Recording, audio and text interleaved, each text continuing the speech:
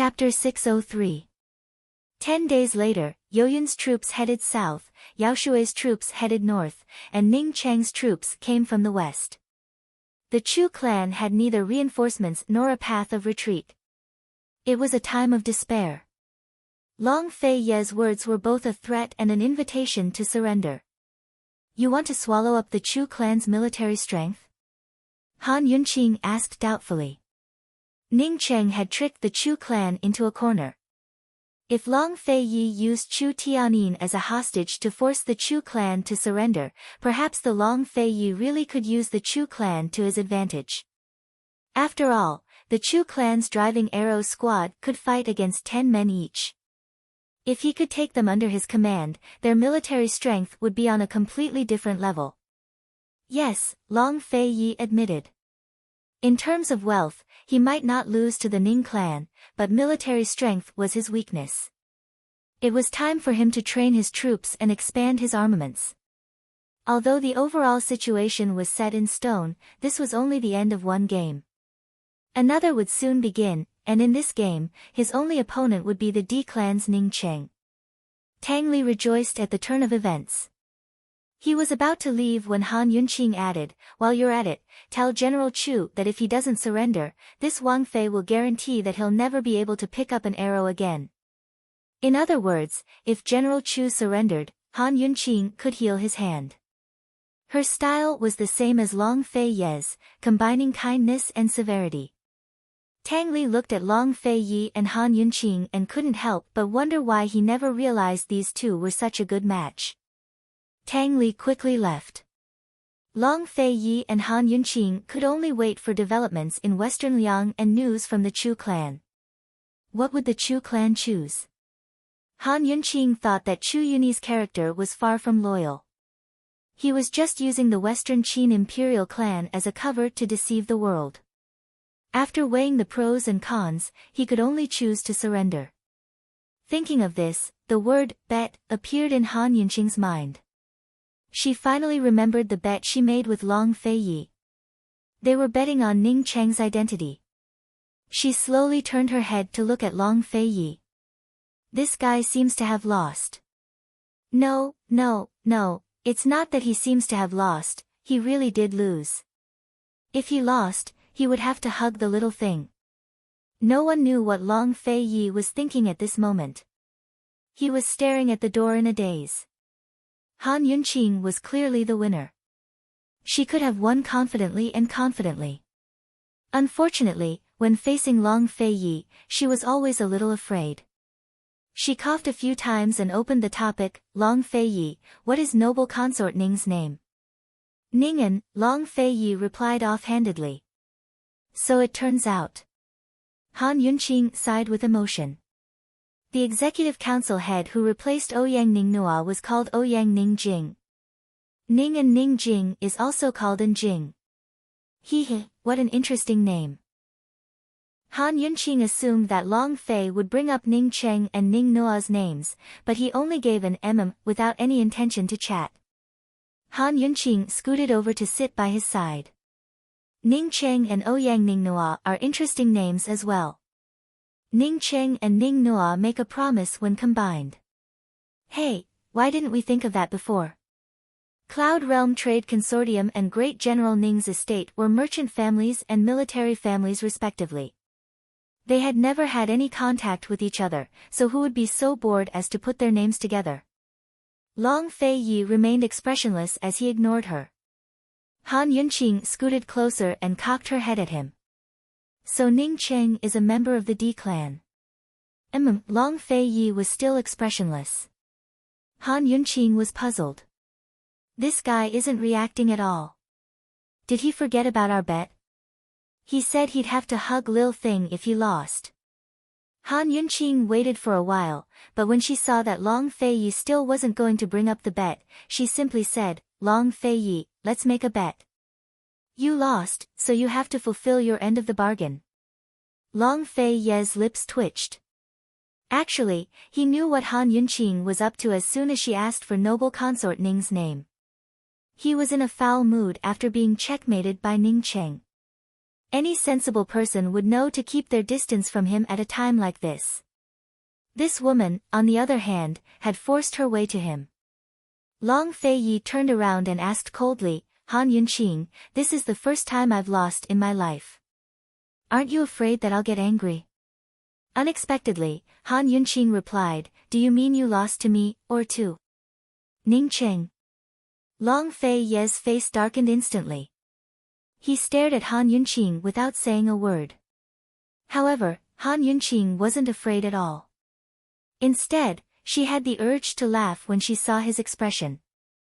Fortunately, she restrained herself. She didn't dare to mention Ning Cheng again and hurriedly summoned Lil Thing out of the poison storage space. Then, she pretended to take it out of her sleeve and held it in front of Long Fei Yi. We agreed that you'd have to hug it. If the person in front of him wasn't Han Yunqing, but anyone else, Long Fei Yi would have sent them flying with a kick. But he only looked down at Lil Thing. Ever since Lil Thing had entered the poison storage space to drink the poison water, it had often fallen asleep after eating too much. Unless Mama Yunxi called it, it rarely woke up. It had already activated the mode of eating, sleeping, and eating mode. Only in this way could it recover quickly. It also hoped that it could recover faster, not only from the poison in its teeth, but also from the detoxification of its blood. Then it could be like the gentleman and have the ability to protect Mama Yunxi. Right now, it was in a daze, about to wake up. It lazily turned over with its 4 feet in the air, twisted its body, and stretched its limbs. Then, it opened its eyes as it stretched lazily. Ah, this face is so familiar. Lil Thing had been sleeping for days, so it couldn't wake up immediately. It rubbed its eyes with its paws before taking a closer look. The face was incomparably handsome with perfect features. There were no blind spots at all, as if the heavens had carved it out with care. It was a handsome face, but his expression wasn't very good. It was too cold, especially those eyes. There wasn't a trace of warmth in them. Lil Thing kept rubbing its eyes as it studied the face. The more it looked, the more familiar it felt, as if it had seen this face before. Suddenly, it stopped rubbing its paws and widened its eyes to take a closer look. His Highness Duke of Qin. Cheap, Lil Thing had finally woken up. Or rather, its 7 souls and 6 spirits had all awakened. Its white fur stood on end like it was about to explode, each strand trembling. Oh whoa, why is it like this? Lil Thing reflexively wanted to escape, but it was too late. Long Fei Yi's hands were much faster and he'd already grabbed its tail. Long Fei Yi hated shrill cries like these. He grabbed Lil Thing by the tail and prepared to throw it out the door. Fortunately, Han Yunqing had the foresight to grab Lil Thing by the neck and ask Long Fei Yi, what are you doing? Are you going back on your word? Lil Thing didn't understand what Mama Yunxi was saying, much less the bet between her and Papa Long. What was Mama Yunxi doing? Papa Long had thrown it out so many times, but Mama Yunxi had never stopped him. Was she going to take him seriously this time? Lil Thing's heart began to pound wildly. Actually, it had no idea who would win between Mama Yunxi and Papa Long. Or rather, it had no idea whether Papa Long would yield to Mama Yunxi or not. No matter how they fought, Papa Long would definitely win. If he lost, he'd definitely yield. If Papa Long didn't yield this time, would Mama Yunxi insist? If Mama Yunxi insisted and Papa Long still didn't yield, would the two of them fight? If the two of them quarreled, would it become the culprit? Should it fight against Papa Long for once? Or should it scram on its own accord? Lil Thing quickly fell into an internal struggle while Han Yunqing looked seriously at Long Fei Yi. You're not allowed to act shamelessly, Han Yunqing reminded him. Long Fei Yi fell silent for a long time before he pursed his lips. I'll owe you. If it was any other request, he'd satisfy it no matter how difficult it was. But holding a mouse like this, he really was, you can still owe me? Han Yunqing arched a brow. I'll owe you, I'll owe you. This was probably the first time in Long Fei Ye's life that he'd felt so awkward. He actually let go of Lil Thing. Han Yunqing had long been laughing in her heart. The fact that this guy let go and didn't throw Lil Thing out was already a good start. Actually, she wasn't planning on forcing him. Han Yunqing didn't force him, so Long Fei Yi sat on one side and emphasized, "I'll owe you." Han Yunqing held Lil Thing in her hands and stroked it like a hot water bottle to keep it warm. "Alright, I'll always remember. You're not allowed to act shamelessly." Long Fei Yi couldn't drink the tea he'd just been drinking. He replied in a low voice, "Of course not. Of course not." He'd always kept his word when it came to her. He really hadn't broken his promise, but by the time he'd hugged Lil Thing was no longer Lil Thing. Nor was Han Yunqing the current Han Yunqing. Han Yunqing carried Lil Thing to sit by his side. Long Fei Yi glanced at Lil Thing, but didn't drag it away from Han Yunqing like before. It was as if he'd tacitly allowed Han Yunqing to hold Lil Thing. Since he'd already yielded, Han Yunqing knew when to stop forcing him. As for Lil Thing, it was curled up in Mama Yunqi's arms, full of doubts. Heavens, I've only slept for a few days, but Papa Long's doting on Mama Yunqi has already reached a heaven-defying level. They didn't even fight, but Mama Yunqi's one move made Papa Long keep it. She even tacitly allowed it to cling to her body. After all, this was something it'd never dared to hope for or imagine. Could it be that I've missed something in the past few days? Could it be that something had happened between the two of them these past few days? Lil Thing carefully raised its head and stole a glance at Papa Long. Although Papa Long hadn't chased it away, his cold face was still hard to frighten. If it got too close to him, it'd get frostbitten. Lil Thing struggled out of Mama Yunqi's arms and slipped into her sleeve to hide. It sighed softly in its heart. No matter how it looked at it, the gentleman was still the most comfortable. I wonder where the gentleman is now. It's so cold, I miss his warm voice and warm smile. Gentlemen, where are you? Lil Thing misses you. Chapter 604. Long Fei Yi and Han Yunqing were waiting for the Chu clan to make a decision. Meanwhile, Chu Yuni and General Chu had just received news from Western Liang that Chu Qingge had colluded with Ning Cheng and betrayed the Chu clan. Both Chu Yuni and General Chu were filled with sudden enlightenment as their rage soared to the skies. If Chu Qingge was in front of them right now, they wouldn't be able to vent their anger even if they killed her 100 times over. That wicked girl. She's ruined everything Tianyin worked so hard for. Ruined. Old man's going to kill her. He's going to kill her with his own hands. I never expected our nether clan's Chu clan to have such a traitor as well. Unforgivable. The two of them paced around the tent, unable to calm down for a long time. After all, they'd only exposed themselves at Thousand Buddha Cave and mobilized their troops to rebel because they'd discussed this with Ning Cheng. It was all because they had the support of Ning Cheng and Tianning country. Otherwise, the Chu clan wouldn't have been so impulsive without sufficient preparations. Nor would they have fought with their backs to the wall. Now that Ning Cheng hadn't sent any troops, the Chu clan had yet to claim the throne of Tianning country. All they had were the 3 eastern prefectures. Moreover, Yuyun and Yaoshui were on the verge of being conquered. How were they supposed to fight against the Duke of Qin and Emperor Kongcheng? They'd really been tricked by Ning Cheng and forced into a corner by Long Fei Yi. I told you long ago that Ning Cheng couldn't be relied on. You just had to. If you hadn't handed Gu Beiyue over to him, we'd at least have a bargaining chip. But now. General Chu couldn't help but vent his discontent. Chu Yuni still refused to believe that he'd made a mistake in his judgment. Ning Cheng, big bro, you still can't tell what Ning Cheng's ambitions are. We want to borrow Western Qin's name to conquer the world, but Ning Cheng doesn't. Don't forget that his D clan has the power to fight for the world. His D clan's wealth and military strength are enough to contend with any nation in Cloud Realm continent. All of our efforts in Tianning have gone to his aid. General Chu said angrily. Hearing this, Chu Yuni finally came to his senses. After all, the Chu clan's original plan was to use Tianning as a stronghold to develop their power while searching for the orphans of Western Qin's imperial clan and roping in other nobles.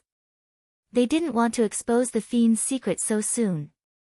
However, they were forced by Long Fei Yi to reveal their secrets. Since the outbreak of the war, the situation had long been out of their control, and all of their decisions had gone against their original intentions. Now that Chu Yuni had calmed down and thought back, he realized that ever since Long Fei Yi had left for Western Zhou, he'd been incited into making decisions on impulse. He couldn't help but ask himself, how could this be? Now that he reflected on it, it was already too late. In the end, it's all Long Fei Yi and Han Yunqing's fault. General Chu was so angry that he was panting. Chu Yuni's anger was all bottled up in his heart. In a low voice, he said, "There's no point in talking now. Let's think of a countermeasure instead." At this moment, the military reports from Yuyun and Yaoshui arrived. General Chu knew that the two cities would be lost at this time, but when he saw the news, his heart still thumped loudly. He tossed the reports to Chu Yuni and said, "Countermeasure? Hee, we've been surrounded in all four directions. Besides abandoning this city, what else do we have? When it rains, it pours." Just as Chu Yuni and General Chu were at their wits' end, they received letters from Long Fei Yi and Ning Cheng at the same time. Both brothers read the letters together, but their faces were darker than the others. Long Fei Yi had taken Chu Tianyin as a hostage and given them 10 days to think things over. He wanted them to surrender, which was both a threat and an invitation. Ning Cheng had given them 10 days to surrender as well. However, Ning Cheng's conditions were that if they were willing to surrender, he was willing to exchange Gu Beiyue with Long Fei Yi for Tianyin. This was both a threat and an invitation to surrender. Ning Cheng hadn't said it so clearly, but they should have understood. Alright, here was their choice. Faced with such a choice, Chu Yuni and General Chu both calmed down. They exchanged glances, but neither of them spoke first. Long Fei Yi and Ning Cheng had both given them 10 days. Without a doubt, many things would happen within those 10 days. The two brothers fell silent for a long time before Chu Yuni finally said, "Think it over carefully." Then he left the tent, leaving General Chu to massage his aching arm and fall into deep thought. 10 days passed quickly. On the third day, soldiers from Yaoshui and Yuyun prefectures arrived from the north and south to join forces with Long Fei Ye's elite troops to surround Fenglin prefecture from the north, south, and west. On the fifth day, Ning Cheng's troops arrived to join forces with the 3 elite troops stationed at Tianning's western borders to surround Fenglin prefecture's east. On the 7th day, Emperor Tianhui's first 7 days passed. On the 8th day, Chu Qingge carried the crown prince, who was still a month old, to the throne with the title of Eternal Light. Empress Chu was promoted to Empress Dowager and held court from behind a curtain. Ning Cheng was conferred the title of Prince Regent with the title of Prince Regent. That very day, the Prince Regent led all of the civil and military officials in kneeling and swearing loyalty to Tianning and Eternal Light. Today was the 9th day. After 9 days of silence, Chu Yuni and General Chu finally summoned all of the Nether clan elders and strategists to discuss a way out. However, even now, the two of them had kept their mouths shut. The elders and strategists, on the other hand, were talking about the wind and the clouds, and even began to argue. Ning Cheng can't be trusted. Are we supposed to stick our faces to him after being tricked once? What a joke. Does the Duke of Qin have any credibility at all? Don't forget, the Nether clan's driving arrow arts are known to all because of the Duke of Qin. Ning Cheng just wants to take control this time. As I see it, the Chu clan should keep cooperating with Ning Cheng. After all, half of Tianning's crown prince's blood flows in his veins. Are you sure Gu Beiyue can be traded for Chu Tianyin? You're indulging in wild fantasies. He's just a trifling doctor. Gu Beiyue was originally our Chu clan's bargaining chip, but now he's in Ning Cheng's hands. Now he's a bargaining chip for our Chu clan to surrender. Ha ha ha. Clan head, where will my nether clan's Chu clan hide its face now? Hearing this, Chu Yuni and General Chu remained silent. One knitted his brows, the other wore a heavy expression. No matter whether it's the Duke of Qin or Ning Cheng, all they want is our Chu clan's driving arrow unit. Whether we surrender or not, they'll never let the young general off. We'll be tied down for the rest of our lives. As I see it, we should just abandon this city. With the Chu clan's strength, escaping is as easy as turning over a hand. Hee, are some people thinking of becoming deserters? That's inappropriate, that's inappropriate. If we offend 3 parties at once, it'll be hard for the Chu clan to gain a foothold in Cloud Realm continent. As I see it, we should surrender to the Ning clan. After all, we still have their secrets in our hands. The Ning clan really doesn't mind exposing the D clan's secrets, does it? As I see it, this won't affect Ning Cheng much at all. Are we supposed to surrender to the Duke of Qin? How can he beat the Ning clan with his wealth and military strength? As the discussions went on, the smell of gunpowder grew thicker and thicker. Finally, Chu Yuni slammed his palm against the table, silencing everyone. Chu Yuni glanced at General Chu and asked, "What do you think?" General Chu looked at the crowd before he said seriously, "Let's not consider abandoning the city. It's not that old man wants to save Tianyin out of selfishness, but that the Chu clan is surrounded by enemies on all sides. Everyone knows what's going on. With the Chu clan's skills, the Duke of Qin and Duke of Ning's encirclement was still within their capabilities. But as soon as they fled, they'd offend both Western Zhou and the Duke of Qin. The Chu clan troops had fought with Northern Li multiple times and had long become a thorn in the latter's side. Meanwhile, in Tianan country, Long Tianma and the Chu clan were like fire and water. Medicine City was in the Duke of Qin's hands, while Carefree City and the City of Daughters only recognized money. As for Medical City, head Elder Ling was still in Western Liang. It was likely that Ning Cheng and Chu Qingge had bribed him long ago. As for Celestial Mountain, not to mention the fact that Celestial Mountain never interfered in worldly affairs, even if Celestial Mountain did meddle in worldly affairs, they would not be on good terms with the Chu clan. After all, the mother of the Celestial Mountain Sword Sect's most beloved disciple, Duan Muyao, was in their hands. The Chu clan had offended all of Cloud Realm Continent's major powers. If they didn't choose between the Duke of Qin and the Duke of Ning, then the Chu clan would become the target of public criticism without a place to stand.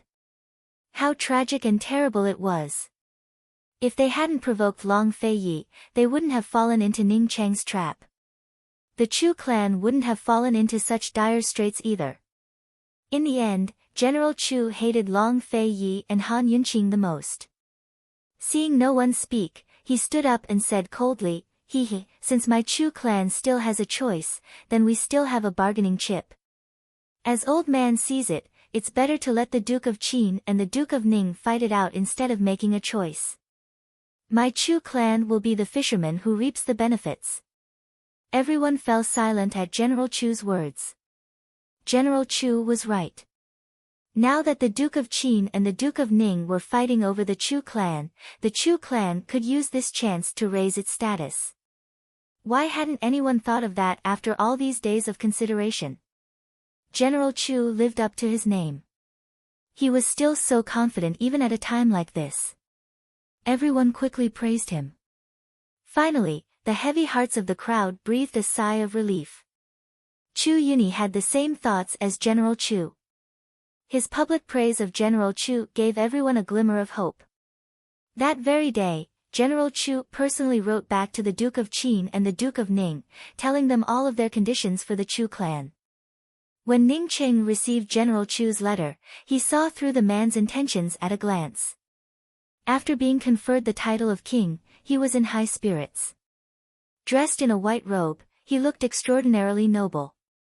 At this moment, he was sitting on the spacious dragon throne in the imperial study with his legs crossed, as if he was the monarch of a country.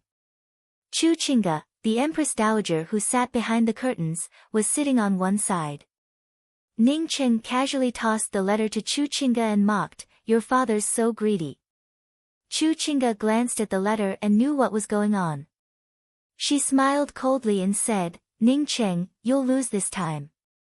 Do you understand your father too well? Or?" As Ning Cheng spoke, his lips curled into a mocking smile. "Or, did you overestimate the Duke of Qin?" He'd already found out from which aunt that Chu Qingge liked Long Fei Yi. He'd never worked with a woman before, so this was his first time. Naturally, he wanted to understand her thoroughly. Ning Cheng's mockery was an eyesore to Chu Qingge. She hated people who looked down on her feelings for Long Fei Yi more than anything else. She raged, "I'm only judging the matter as it stands. You can't win against the Duke of Qin." "I've already won once." Ning Cheng's face was indifferent, as if he didn't care what Chu Qingge thought of him. But Chu Qingge's next words made him lose his cool. Chapter 605. Chu Qingge's lips quirked up into a mocking smile. "Ning Cheng, you didn't win. You lost. With your military strength, you could have kept Tianhui in check during Tianning Civil War a year ago and taken control of the country. You've fought with the Duke of Qin until now, but all you've gained is what you could have gotten a year ago. You can't even take over the 3 eastern prefectures. Do you think you've won?" It had to be said that her words had kicked Ning Cheng in the heart and hit his sore spot. He was an intelligent man. Even without Chu Qingge's reminder, he knew that Long Fei Ye's first round didn't count as a true victory. At most, he'd messed up Long Fei Ye's plans. Even now, he couldn't tell what Long Fei Yi was planning. With his Ning clan's strength, he could have taken control of Tianning's western regions a year ago. But with Long Fei's power in Tianning, he could have taken control of the entire region a year ago. But Long Fei Yi hadn't done that. He hadn't even declared himself emperor in the south-central regions. Ning Cheng couldn't figure out why. Annoyed by Chu Qingge's words, Ning Cheng stood up and drew close to her with his tall, sturdy frame, giving Chu Qingge an oppressive feeling. "This time, your lordship is definitely taking over the Chu clan," Ning Cheng said cold. "I don't care if you win or lose. In any case, don't forget what you promised me," Chu Qingge reminded him. "Rather than exchange Gu Beiyue for the Chu clan, you might as well exchange him for Han Yunqing. Ning Cheng, if you want to beat Long Fei Yi, you have to start with Han Yunqing. Otherwise, even if you have the Chu clan's troops, you won't be able to beat him." Boom! Ning Cheng suddenly punched the table next to Chu Qingge. "Don't be so absolute in front of your lordship. You won't be able to bear the consequences." He had taken over the position of D clan head at the age of 14. Since then, no one had dared to utter the word lose in front of him. Today, Chu Qingge had once again crossed his bottom line. If it wasn't for the fact that she was still useful to him, he would have sewn her mouth shut long ago. Frightened, Chu Qingge couldn't speak for a while. She watched as Ning Cheng walked out the door before recovering her wits. The hatred in her heart gave her great courage. She chased after Ning Cheng and stood in front of him. "Ning Cheng, you're a dignified man. Are you going to break your promise to a weak woman like me? You promised me that you would help me deal with Han Yunqing after this matter is settled. What's the hurry? It's not over yet. Your lordship won't give way to the Chu clan. Han Yunqing, your lordship will bring her to you as well." Ning Cheng's face was cold. "Now, get out of my way." Chu Qingge still wouldn't budge. Ning Cheng's gaze turned cold as he raised a hand. He never touched women, so he didn't touch Chu Qingge this time either. Still, a strong, domineering aura sent Chu Qingge tumbling to the ground. By the time Chu Qingge hit the ground, Ning Cheng was long gone. Women are so annoying, especially women like Chu Qingge. Ning Cheng couldn't figure out why a woman like Long Fei Yi would like her. From what he understood, that woman called Han Yunqing liked Long Fei Yi very much as well. She'd even gotten off her sedan chair to visit him on their wedding day. Although Han Yunqing was quite famous, birds of a feather flocked together. Most likely, all the women who liked Long Fei Yi were similar. Last time they met, she'd been staring at him non-stop. He hated such things the most. If not for his status, he would have shot her a glare long ago. Ning Qing hesitated before ordering someone to send a letter back to the Chu clan. He didn't express any opinions on Long Fei Ye's request for the Chu clan to surrender, but only warned Chu Yuni that if the Chu clan didn't surrender by tomorrow night, he'd send troops to destroy them. When Ning Qing received General Chu's letter, so did Long Fei Yi. When Long Fei Yi saw the words, Gu Beiyue, he looked calm, but a complicated look flashed past his eyes. The fake Han Yunqing he'd met at Thousand Buddha Cave had told him that the Shadow Clan man had made a move there. Long Fei had no idea how or why the Shadow Clan fellow and Chu Yuni had started fighting at the Thousand Buddha Cave. He was only certain that the bearded man Chu Yuni had taken away was the Shadow Clan man. He'd always harbored suspicions about Gu Beiyue, but now Gu Beiyue had fallen into Ning Cheng's hands. Could it be that Gu Beiyue was the Shadow Clan man? Did something happen between the Nether and D clans? Or was it just a coincidence that the Shadow Clan man was still in the Chu clan's hands? Only by rescuing Gu Beiyue would he know the answer to all these questions. If Gu Beiyue really was a member of the Shadow Clan, then he must have a motive for getting close to Han Yunqing. Long Fei Yi would never allow anyone who knew Han Yunqing's secrets to fall into the D clan's hands. No matter what, he'd save Gu Beiyue. Gu Beiyue. He muttered to himself. Currently, Han Yunqing was drinking tea. Her hand trembled at the name, causing the teacup to fall to the ground and shatter. Long Fei Yi looked down with furrowed brows. As a tea addict, he was very particular about his tea sets. No matter where he went, he'd always bring a few sets with him. A tea set usually had 5 cups, but he always had 6. The extra one was a custom-made personal cup. He only had one custom-made cup, so even Tang Li had no use for it. It wasn't until Han Yunqing was by his side that he had an extra cup on his tea table. Now it was his favorite, the Ru Kiln's sky blue glaze. After all, it was impossible for 2 identical pieces of porcelain to appear. Even if the shape was the same, there were still differences in color and luster. It was gone, and it was gone. Long Fei Yi was still staring at the broken porcelain when Han Yunqing finished reading the letter. Her entire face had turned white. How could this be? When did Dr. Gu fall into their hands? Wasn't he at Pill Fiend Pharmacy's branch all this time? This is too much. What does it mean to make things difficult for a doctor who can't even truss up a chicken? Han Yunqing was extremely agitated. She never thought that Ning Cheng's group would make a move against Gu Beiyue. Long Fei Yi glanced at her, his displeasure written all over his face. But Han Yunqing was too preoccupied with Gu Beiyue to notice. Long Fei Yi didn't fuss over the cup, but said coldly, when 2 armies are at war, it's common for hostages and prisoners of war to negotiate. What are you so anxious about? Han Yunqing was indeed anxious. Of course she knew that hostages depended on one's skills. They had Chu Tianyin in their hands, didn't they? But Gu Beiyue was different. Gu Beiyue had nothing to do with this war. When Gu Beiyue was Emperor Tianhui's personal imperial physician, he held the emperor's life in his hands. Thus, he controlled Tianning's political situation. But he only did what he was supposed to do. He'd never been tempted or threatened, nor had he ever interfered with government affairs. He was simply a compassionate and kind-hearted doctor who was loyal to his duties. Every day, he would sit at Pill Fiend Pharmacy and save countless lives. What right did Ning Cheng's group have to make a move against Gu Beiyue? Where was their bottom line? Han Yunqing was both angry and worried. After all, hostages had the worst days. How could Gu Beiyue's health take it? Aren't you anxious? Han Yunqing asked Long Fei Yi. Long Fei Yi didn't answer.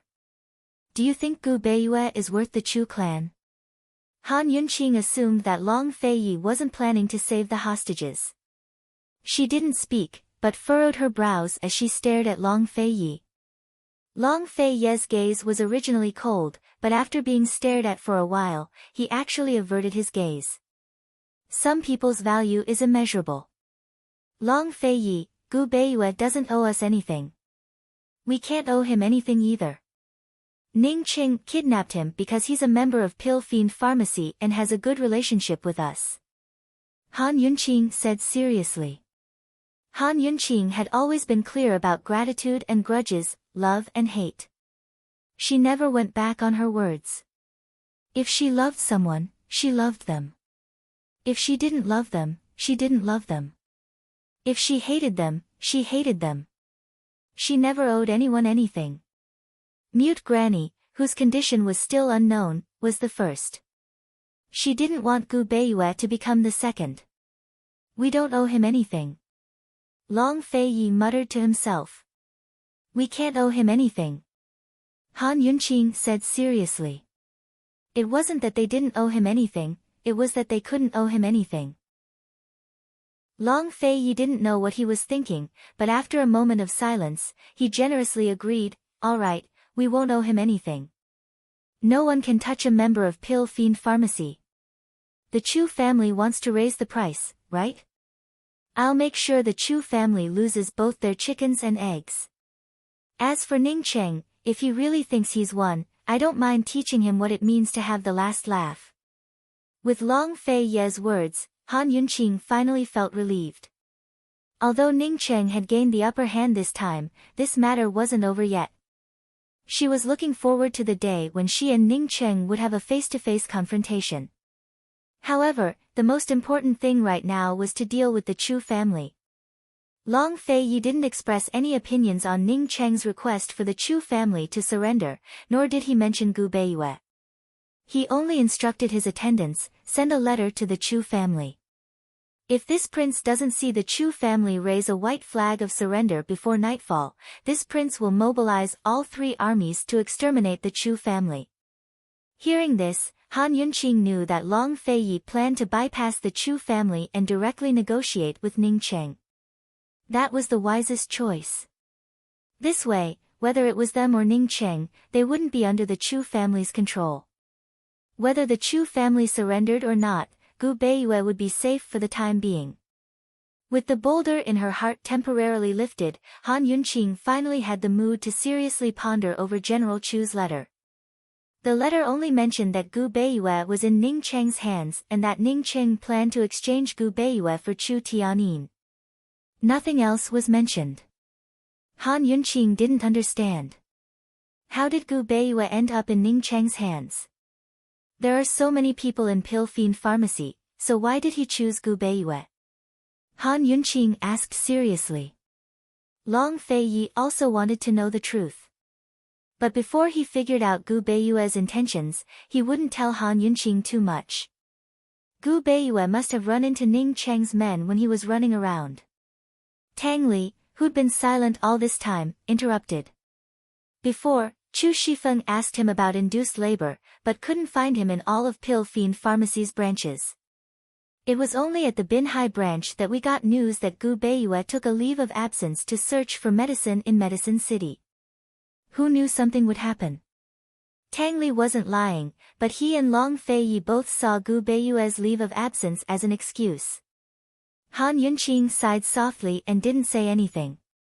Even if Gu Beiyue's safety was only temporary, soldiers were often cruel and ruthless. Ning Cheng looked scholarly and refined, but he wasn't a scholarly general like Mu Qingguo. She just wanted to deal with the Chu clan as soon as possible so she could find a way to rescue Gu Beiyue. She didn't have a good impression of the Chu clan to begin with, but now she loathed them even more. Tomorrow was the last day of the 10-day deadline. She wanted to see what else the Chu clan could use to negotiate with Long Feiyi. Chapter 606. As soon as Han Yunqing left, Tang Li immediately scooted over. Big bro, there's no need to guess. That guy in the Thousand Buddha cave must be Gu Beiyue. Gu Beiyue must have fallen into the Chu clan's hands first, then Ning Cheng's. Once Ning Cheng got Gu Beiyue, he'd dug a hole for the Chu clan. That brat's too black-hearted. Long Fei Yi didn't reply, so Tang Li continued, Big bro, what do you think happened in the Thousand Buddha cave? How did Gu Beiyue get hurt like that? If he can't beat them, he can always run. Who in the world can catch up to him? He couldn't have hurt Chu Yuni's blind eye, could he? Long Fei Yi still didn't speak. The more Tang Li thought about it, the stranger he felt. Does Ning Cheng know about Gu Beiyue's identity? Could it be that Gu Beiyue and the Chu clan teamed up to trick both Ning Cheng and us? Or perhaps Gu Beiyue and Ning Cheng are in cahoots? Tang Li muttered a bunch of guesses to himself. By the end, he was in disarray. He suddenly felt that Han Yunqing was quite lucky. She knew less and had fewer worries. She didn't have so many things she couldn't figure out. Big bro, what are you thinking? Tell me in secret, Tang Li begged. Unfortunately, Long Fei Yi still ignored him. Ever since he was young, Tang Li hated Long Fei Yi ignoring him the most. He coughed lightly a few times and slowly picked up the broken pieces of porcelain on the ground. Big bro, you'll definitely save Gu Beiyue. You were making sister-in-law anxious on purpose, weren't you? Despite Tang Li's words, Long Fei Yi was still expressionless. A crafty look flashed past Tang Li's eyes as he muttered to himself, Big bro, the smell of jealousy is so strong. Tang Li assumed that Long Fei Yi's stoic face would show some emotion, but Long Fei Yi was still expressionless. Still, he stood up and kicked Tang Li's chair to pieces. Before Tang Li could react, his butt hit the ground with a thump. He was 100% sure it was a flower. In any case, he'd been sleeping on his stomach all night. Chu Yuni and General Chu were eagerly anticipating Long Fei Yi and Ning Cheng's replies. They wanted to sit and watch the battle while Long Fei Yi and Ning Cheng fought it out. But when they received Long Fei Yi and Ning Cheng's replies at the same time, both of them lost all hope. Long Fei Yi and Ning Cheng's replies were the same. They wouldn't give the Chu clan any chances. Either they surrendered, or they'd send out their troops and flatten Fenglin Prefecture. General Chu thought he was smart enough to beat around the bush. In the end, he still had to choose between Long Fei Yi and Ning Cheng. General Chu's arm was wrapped tightly in bandages. Anyone who didn't know better would think his arm was broken, but his arm was covered in medicine to stop the itching and pain. The amount of poison in his hand was increasing by the day. He didn't know how much longer he could hold out. It was impossible to say that he hadn't given up on the choice. He hoped that the poison in his hand could be cured and that his son would be safe. Big bro, I want to choose the Duke of Qin. As I see it, Ning Cheng can't deal with the Duke of Qin. Rather than make the Chu clan his enemy, it's better to pledge loyalty to him. As long as we're his subordinates, we'll have plenty of chances to plot revenge in the future. Since the Duke of Qin gave the Chu clan this chance, shouldn't the Chu clan have the courage to take it? General Chu murmured. What if I say I choose Ning Cheng? Chu Yuni retorted. How could Chu Yuni have no selfish motives? Actually, he had already considered surrendering to Long Fei Yi and Ning Cheng before Ning Cheng and Ning Cheng's letters of surrender. He believed that he hadn't misjudged Ning Cheng. Ning Cheng might have the strength to fight for the world, but he definitely didn't have the heart to do so. Otherwise, with the Ning clan's wealth and military might, Ning Cheng wouldn't have waited until now to betray Tianning. He firmly believed that Ning Cheng would always be loyal to the Chu clan's mission and Western Qin's imperial clan. Ning Cheng had only tricked the Chu clan this time because he wanted to seize the initiative in the alliance between the two clans. Long Fei Yi might want to destroy the Chu clan, but Ning Cheng wouldn't. Hearing Chu Yuni's explanation, General Chu grew dissatisfied. Big bro, are you going to fall in the same place twice? You've already suffered at Ning Cheng's hands. I won't be wrong this time. Chu Yuni was stubborn. No, the Chu clan doesn't have the confidence to make any more mistakes. Big bro, think thrice. General Chu refused to budge. If Big Bro insists, then please forgive this brother of mine. Before he could finish, Chu Yuni cut him off. He was very clear on his younger brother's temper. If things went south, he'd take his men and surrender to Long Fei Yi.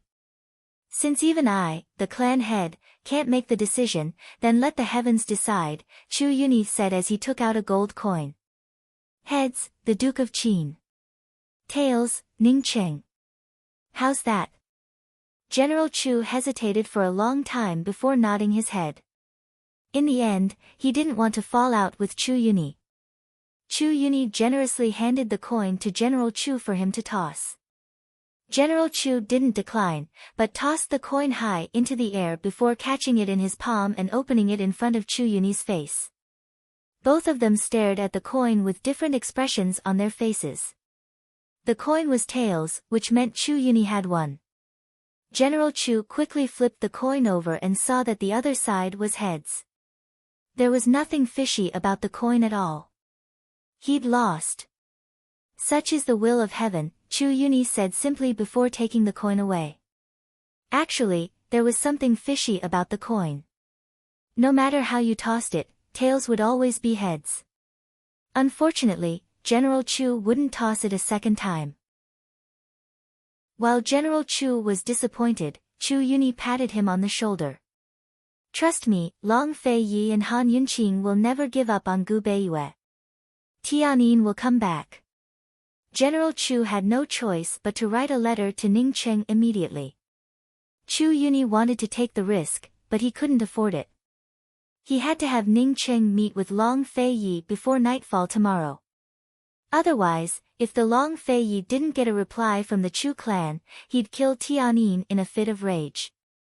Then General Chu would have no hope left for the rest of his life. Once the letter was sent out, General Chu didn't sleep for an entire day and night. It wasn't until the sun was setting that he received a reply from Ning Cheng, saying that he'd already finished talking with Long Fei Yi. They'd meet at Fenglin Prefecture's famous octagonal pavilion tomorrow afternoon to exchange hostages. In other words, Long Fei Yi has agreed to the exchange. General Chu was overjoyed. Chu Yuni wasn't surprised. I told you not to worry long ago. Han Yunqing was Long Fei Ye's weakness, so Han Yunqing's weakness was Long Fei Ye's weakness as well. As long as Tianyin can come back, General Chu thought, I don't care if my arm is crippled. In the future, the Chu clan will rely on Tianyin. Since they'd chosen Ning Cheng, the Chu clan had to protect Fenglin Prefecture as well. General Chu didn't sleep for the entire night, but set up an inescapable net to make all the necessary preparations. First, he was prepared to cooperate with Ning Cheng's army.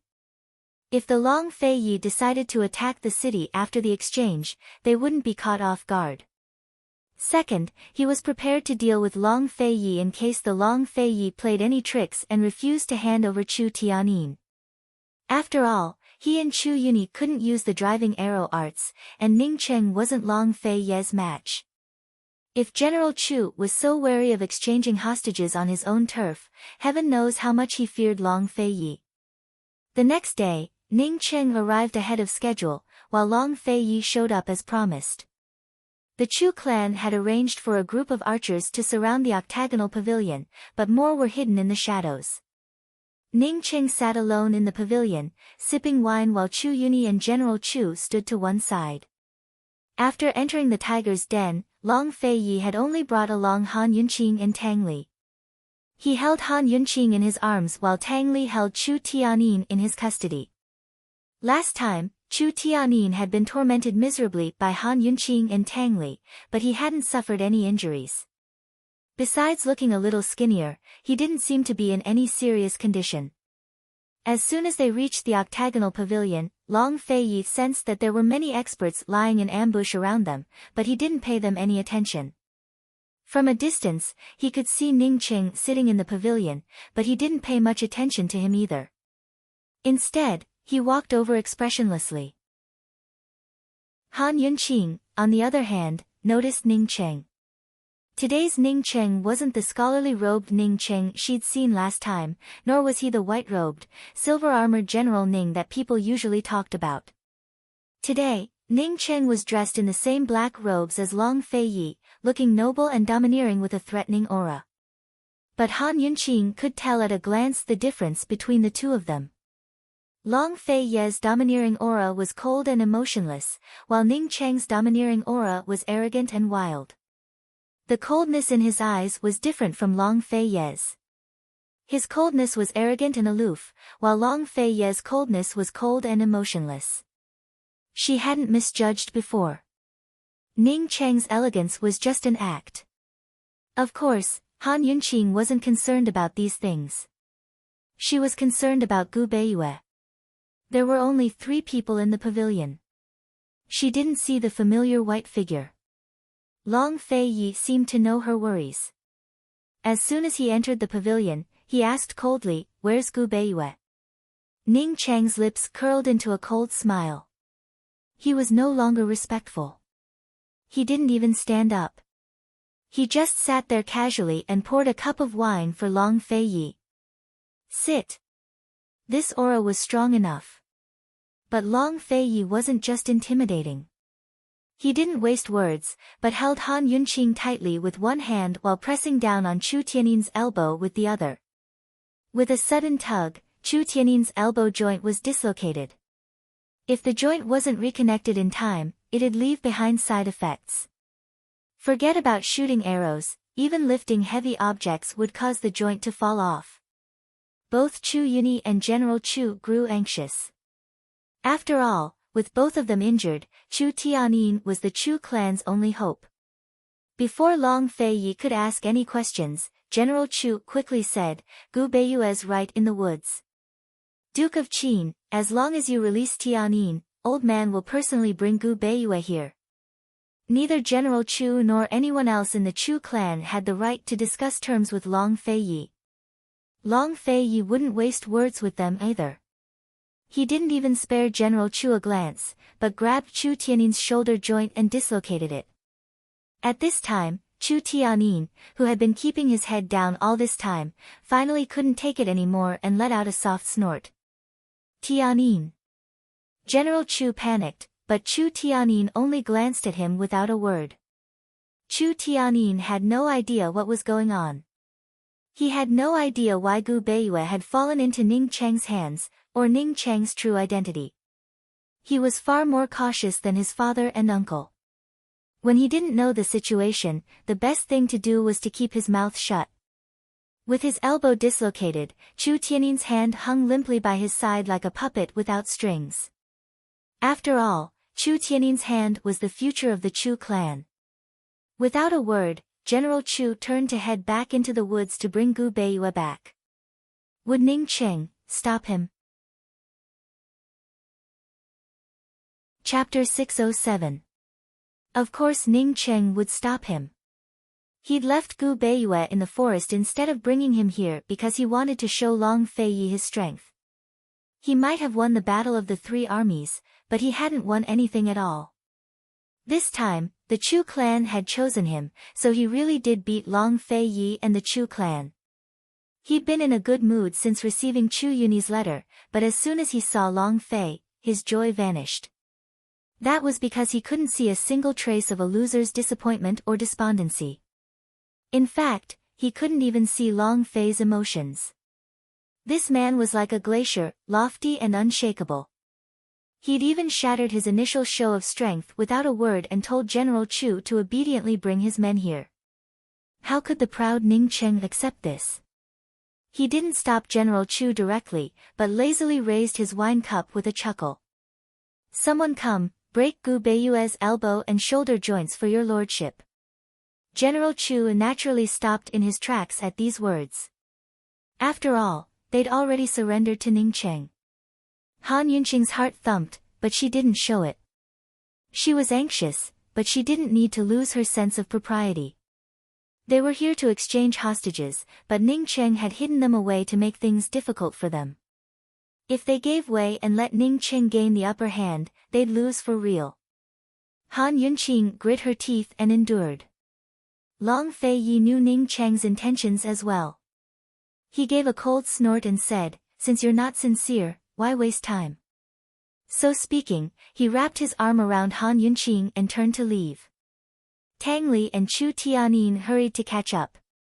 Ning Cheng didn't think much of it. He drank as he watched Long Fei Yi and the rest leave. Long Fei Yi and the rest walked at a steady pace until they were far away, but Ning Cheng didn't stop them. "Do you want to turn back?" Long Fei Yi asked in a low voice. This was a game between Long Fei Yi and Ning Cheng. The stakes were Gu Beiyue and Chu Tianyin. Han Yunqing's heart was racing. She could afford to lose, but the stakes were Gu Beiyue. She couldn't afford to lose. Still, she was resolute. No need. She knew that once they turned back, once they conceded, they wouldn't be able to take Gu Beiyue away easily. She firmly believed in her and Long Fei's judgment that Ning Cheng wouldn't give up on Chu Tianyin. Step by step, they walked further and further away from Gu Beiyue's woods. It wasn't clear whether Gu Beiyue knew they were coming. "Dr. Gu, forgive me for betting on you." Han Yunqing didn't stop, but grabbed Long Fei Ye's hand and hurried forward. Seeing this, the calm Ning Cheng suddenly stood up and walked a few steps out of the pavilion. He looked carefully to make sure he wasn't seeing things. Han Yunqing was actually dragging Long Fei Yi away, as if she didn't want to stay a moment longer. How could this be? Chu Qingge had told him with certainty that Han Yunqing and Gu Beiyue were very close. Han Yunqing wouldn't leave him in the lurch. But now it wasn't Long Fei Yi who wanted to leave, but this woman. So Gu Beiyue was very important to her, but not so important that she had to protect him. In Ning Cheng's eyes, Gu Beiyue was nothing more than a doctor. After taking Gu Beiyue away from Chu Yuni's hands, he'd kept Gu Beiyue locked up in prison without a second glance. If Han Yunqing wanted to give up on Gu Beiyue, then Gu Beiyue would have no value at all. Han Yunqing was walking too fast. Even though Ning Cheng had chased after her for a few steps, he couldn't even see their figures anymore. What was the point of keeping a doctor? Only with Chu Tianyin could they control the Chu clan troops. Finally, Ning Cheng spoke up. "Chu Yuni, what are you spacing out for? Go and call him back." General Chu walked faster than Chu Yuni. He'd personally gone to the woods to bring Gu Beiyue back. Ning Cheng had used the word call, but Chu Yuni was the one who coaxed him. Duke of Qin, esteemed Wang Fei, the Duke of Ning was only joking just then. Please don't take offense.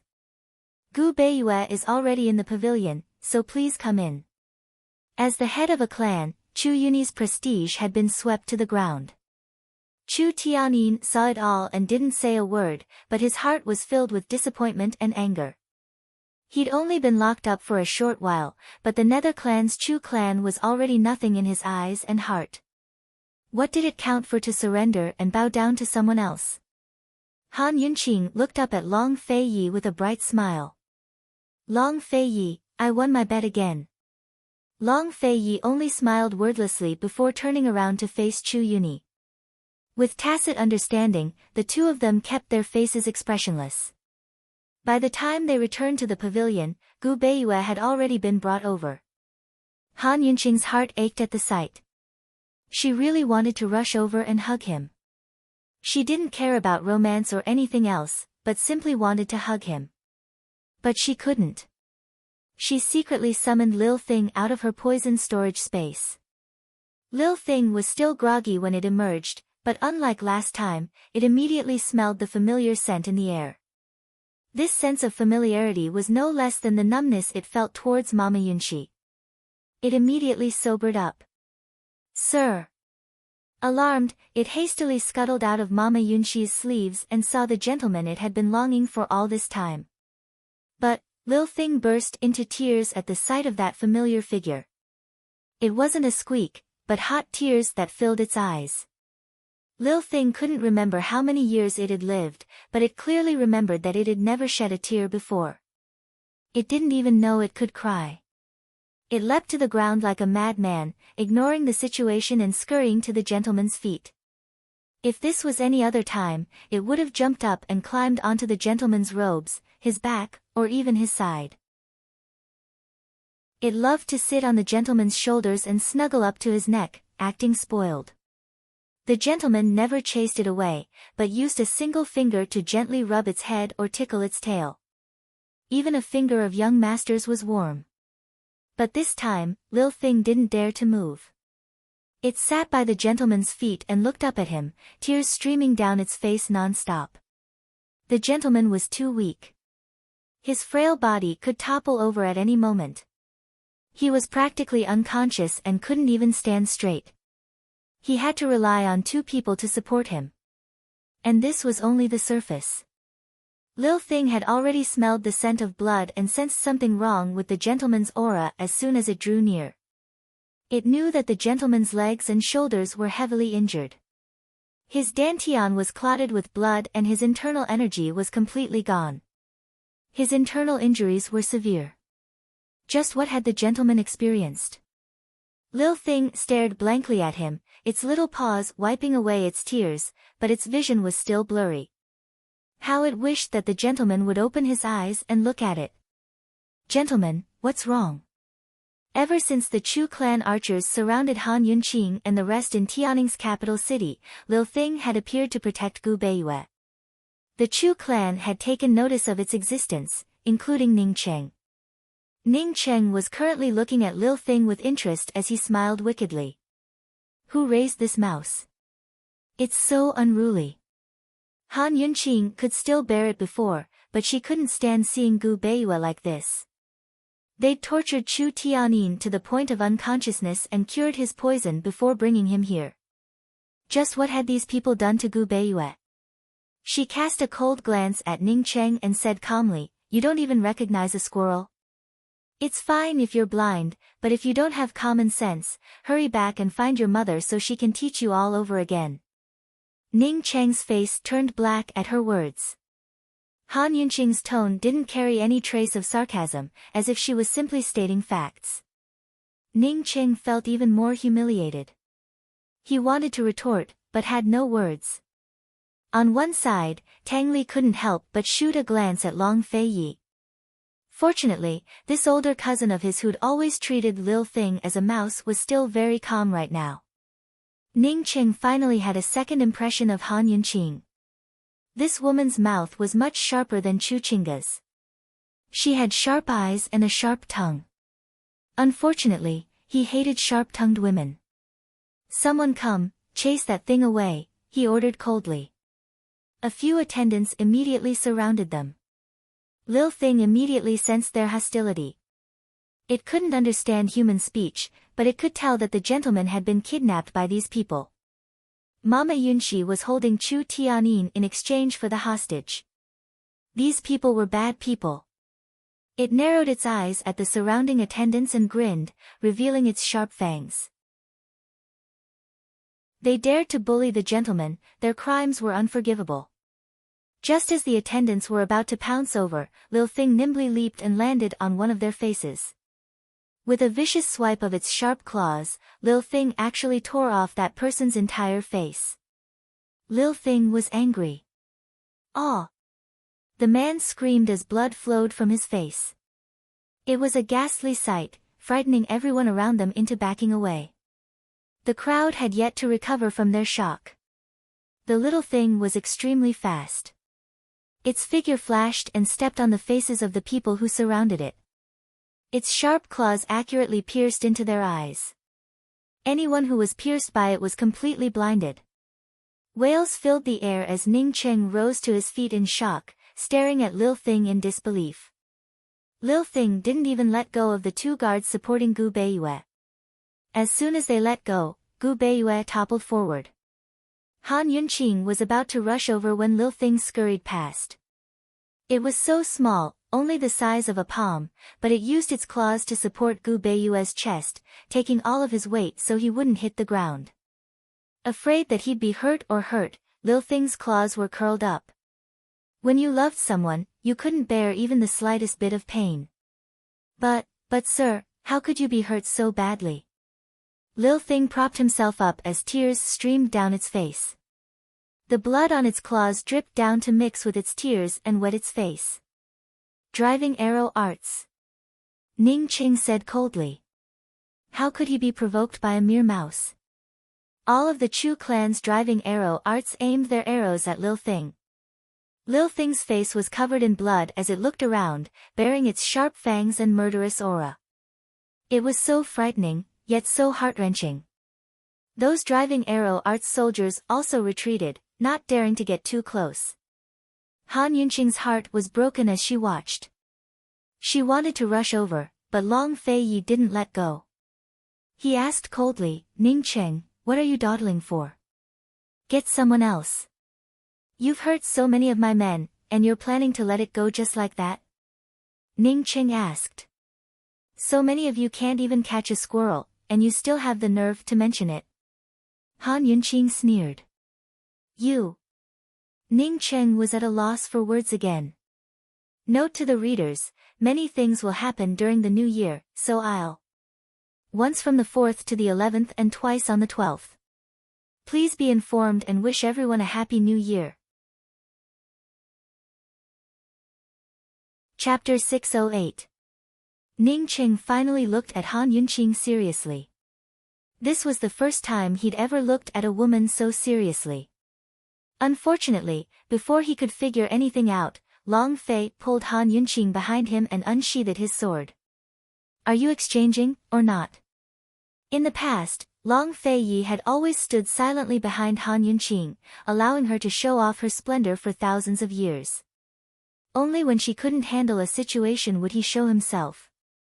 This was the first time he'd pulled Han Yunqing behind him when there wasn't any danger. Ning Cheng finally realized that he'd been distracted and immediately looked away. He didn't like this feeling of losing control, but he didn't have time to dwell on it.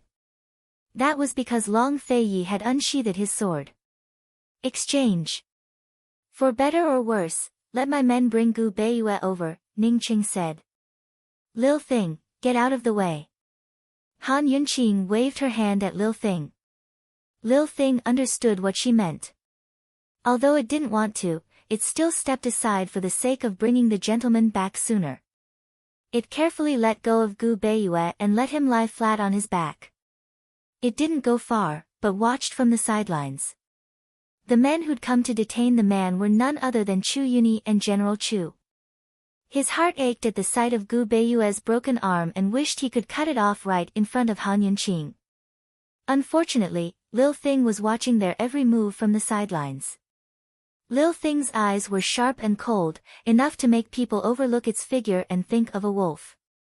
In the end, Chu Yuni and General Chu couldn't do anything but bring Gu Beiyue to Ning Cheng's side. At the same time, Tang Li brought Chu Tianin to Long Fei Ye's side. Long Fei Yi had one hand behind his back while the other rested on Gu Beiyue's shoulder. Ning Cheng rose to his feet, one hand still holding a wine cup while the other grabbed the back of Gu Beiyue's collar to keep him from toppling to the ground. The two men faced each other, only a step or two apart. Their figures were about the same, both tall and proud, refined and tough. Their eyes were as cold as water, reflecting each other's shadows. This was like a showdown between two kings on a narrow path where the victor was hard to predict. Everyone's attention was on the two men as they gasped in surprise and secretly compared them. These two men of about the same age were very, very similar, but they were still different. In terms of appearance, Ning Cheng had thick eyebrows and big eyes. His features were sharp and defined, and he had a heroic air about him. No one could pick out any flaws in him. Long Fei Ye's icy face was like a sculpture, with no blind spots at all. It was perfect, cold, and handsome. In terms of wealth, Ning Cheng controlled Cloud Realm Trade Consortium and controlled a third of Cloud Realm Continent's wealth. The white jade crystal ring on his thumb was 10 times more exquisite than the one worn by the Northern Dynasty's emperors. It was a symbol of his wealth. Long Fei Yi didn't pale in comparison. He never liked to wear jewelry, but the bracelet on his woman's wrist could beat any other piece of jewelry in the world. In terms of military strength, Ning Cheng had a slight edge, especially after gaining the support of the Chu clan troops. Of course, if Long Fei's forces were joined by the mermaid soldiers, then they might not necessarily lose. After all, the Bailey Navy didn't only fight on the seas. Cloud Realm continent had a vast network of rivers and lakes. In terms of martial arts, Long Fei Yi had a slight edge. Tian Shan Kenzo's swordsmanship and whip skills were not to be underestimated. In terms of aura, Long Fei Yi had the edge. Long Fei Ye's aura was inviolable since birth. It was the natural domineering air of a monarch, and the undeniable blood of the East Qin imperial clan coursing through his veins. Even if Ning Cheng didn't know this, he couldn't ignore the fear in his heart as he faced Long Fei Yi. Han Yunqing watched as well, but didn't make any comparisons. She would never compare Long Fei Yi to any other man, because she didn't need to. This fellow had all sorts of good and bad points in her heart, but she recognized them all. Because she knew his faults, she still loved him. Did that count as true love? Or was there no hope for her? Suddenly, Ning Cheng set down his wine cup. By now, everyone had recovered their wits, because the hostages were about to be switched. Almost at the same time, Long Fei Yi placed his other hand on Gu Beiyue's shoulder, while Ning Cheng placed his other hand on Chu Tiannin's. Neither of them let go of their other hands, because they were still holding on to their own hostages. Although the two of them didn't seem to be moving, they had long begun competing. Han Yunqing couldn't tell, but she could guess. She picked up the restless little thing and gently soothed it as she waited. But Long Fei Yi didn't make them wait for long. Soon enough, the unconscious Gu Beiyue leaned towards Long Fei Yi, while Chu Tianyin remained in Long Fei Ye's hands, unable to move. Outsiders might not be able to tell, but Chu Yuni and General Chu were martial arts experts. Long Fei Yi and Ning Cheng were competing in internal energy. During the entire process, Gu Beiyue remained unconscious and didn't help Long Fei Yi at all. Chu Tianyin, on the other hand, had been cooperating with Ning Cheng the entire time. Unfortunately, in the end, neither Chu Tianyin nor Ning Cheng were a match for Long Fei Yi. Just how deep was this man's internal energy? It was enough to make one wonder if he'd already surpassed his master, the old man from Kenzhou. Gu Beiyue was already leaning against Long Fei Ye's shoulder. Although Ning Cheng hadn't let go of him yet, the outcome was already decided, so it didn't matter much. Meanwhile, Long Fei Ye's hand was still firmly pressed against Chu Tiannin's shoulder as he fought against Ning Cheng. Ning Cheng released Gu Beiyue and shrugged his shoulders before backing away. Long Fei Ye's lips quirked up in disdain as he pushed Chu Tianyin out of the ring. Han Yunqing hurried forward to help Gu Beiyue, but Long Fei Yi tossed Gu Beiyue to Tang Li instead. The impatient Han Yunqing knew what was going on and didn't say a word. Lil Thing immediately jumped onto Tang Li's shoulder and stared at its gentleman while wiping away its tears. The blood on its claws stained its eyes, making for a comical and pitiful sight. Han Yunqing immediately took Gu Beiyue's pulse, only to discover that Gu Beiyue's pulse was very weak. It seemed like he'd been seriously ill and hadn't recovered yet. Just like the last time, it was impossible to tell the exact illness, only that his body was very weak. Han Yunqing wasn't sure if Gu Beiyue's pulse was strange, or if her medical skills were limited and she couldn't pinpoint the crux of the problem. After Chu Tianyin was pushed away, Chu Yuni and General Chu immediately arranged for him to leave so they could find a doctor to treat his hand.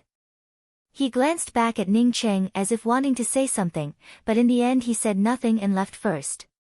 Now that she'd gotten the man, it was time to leave.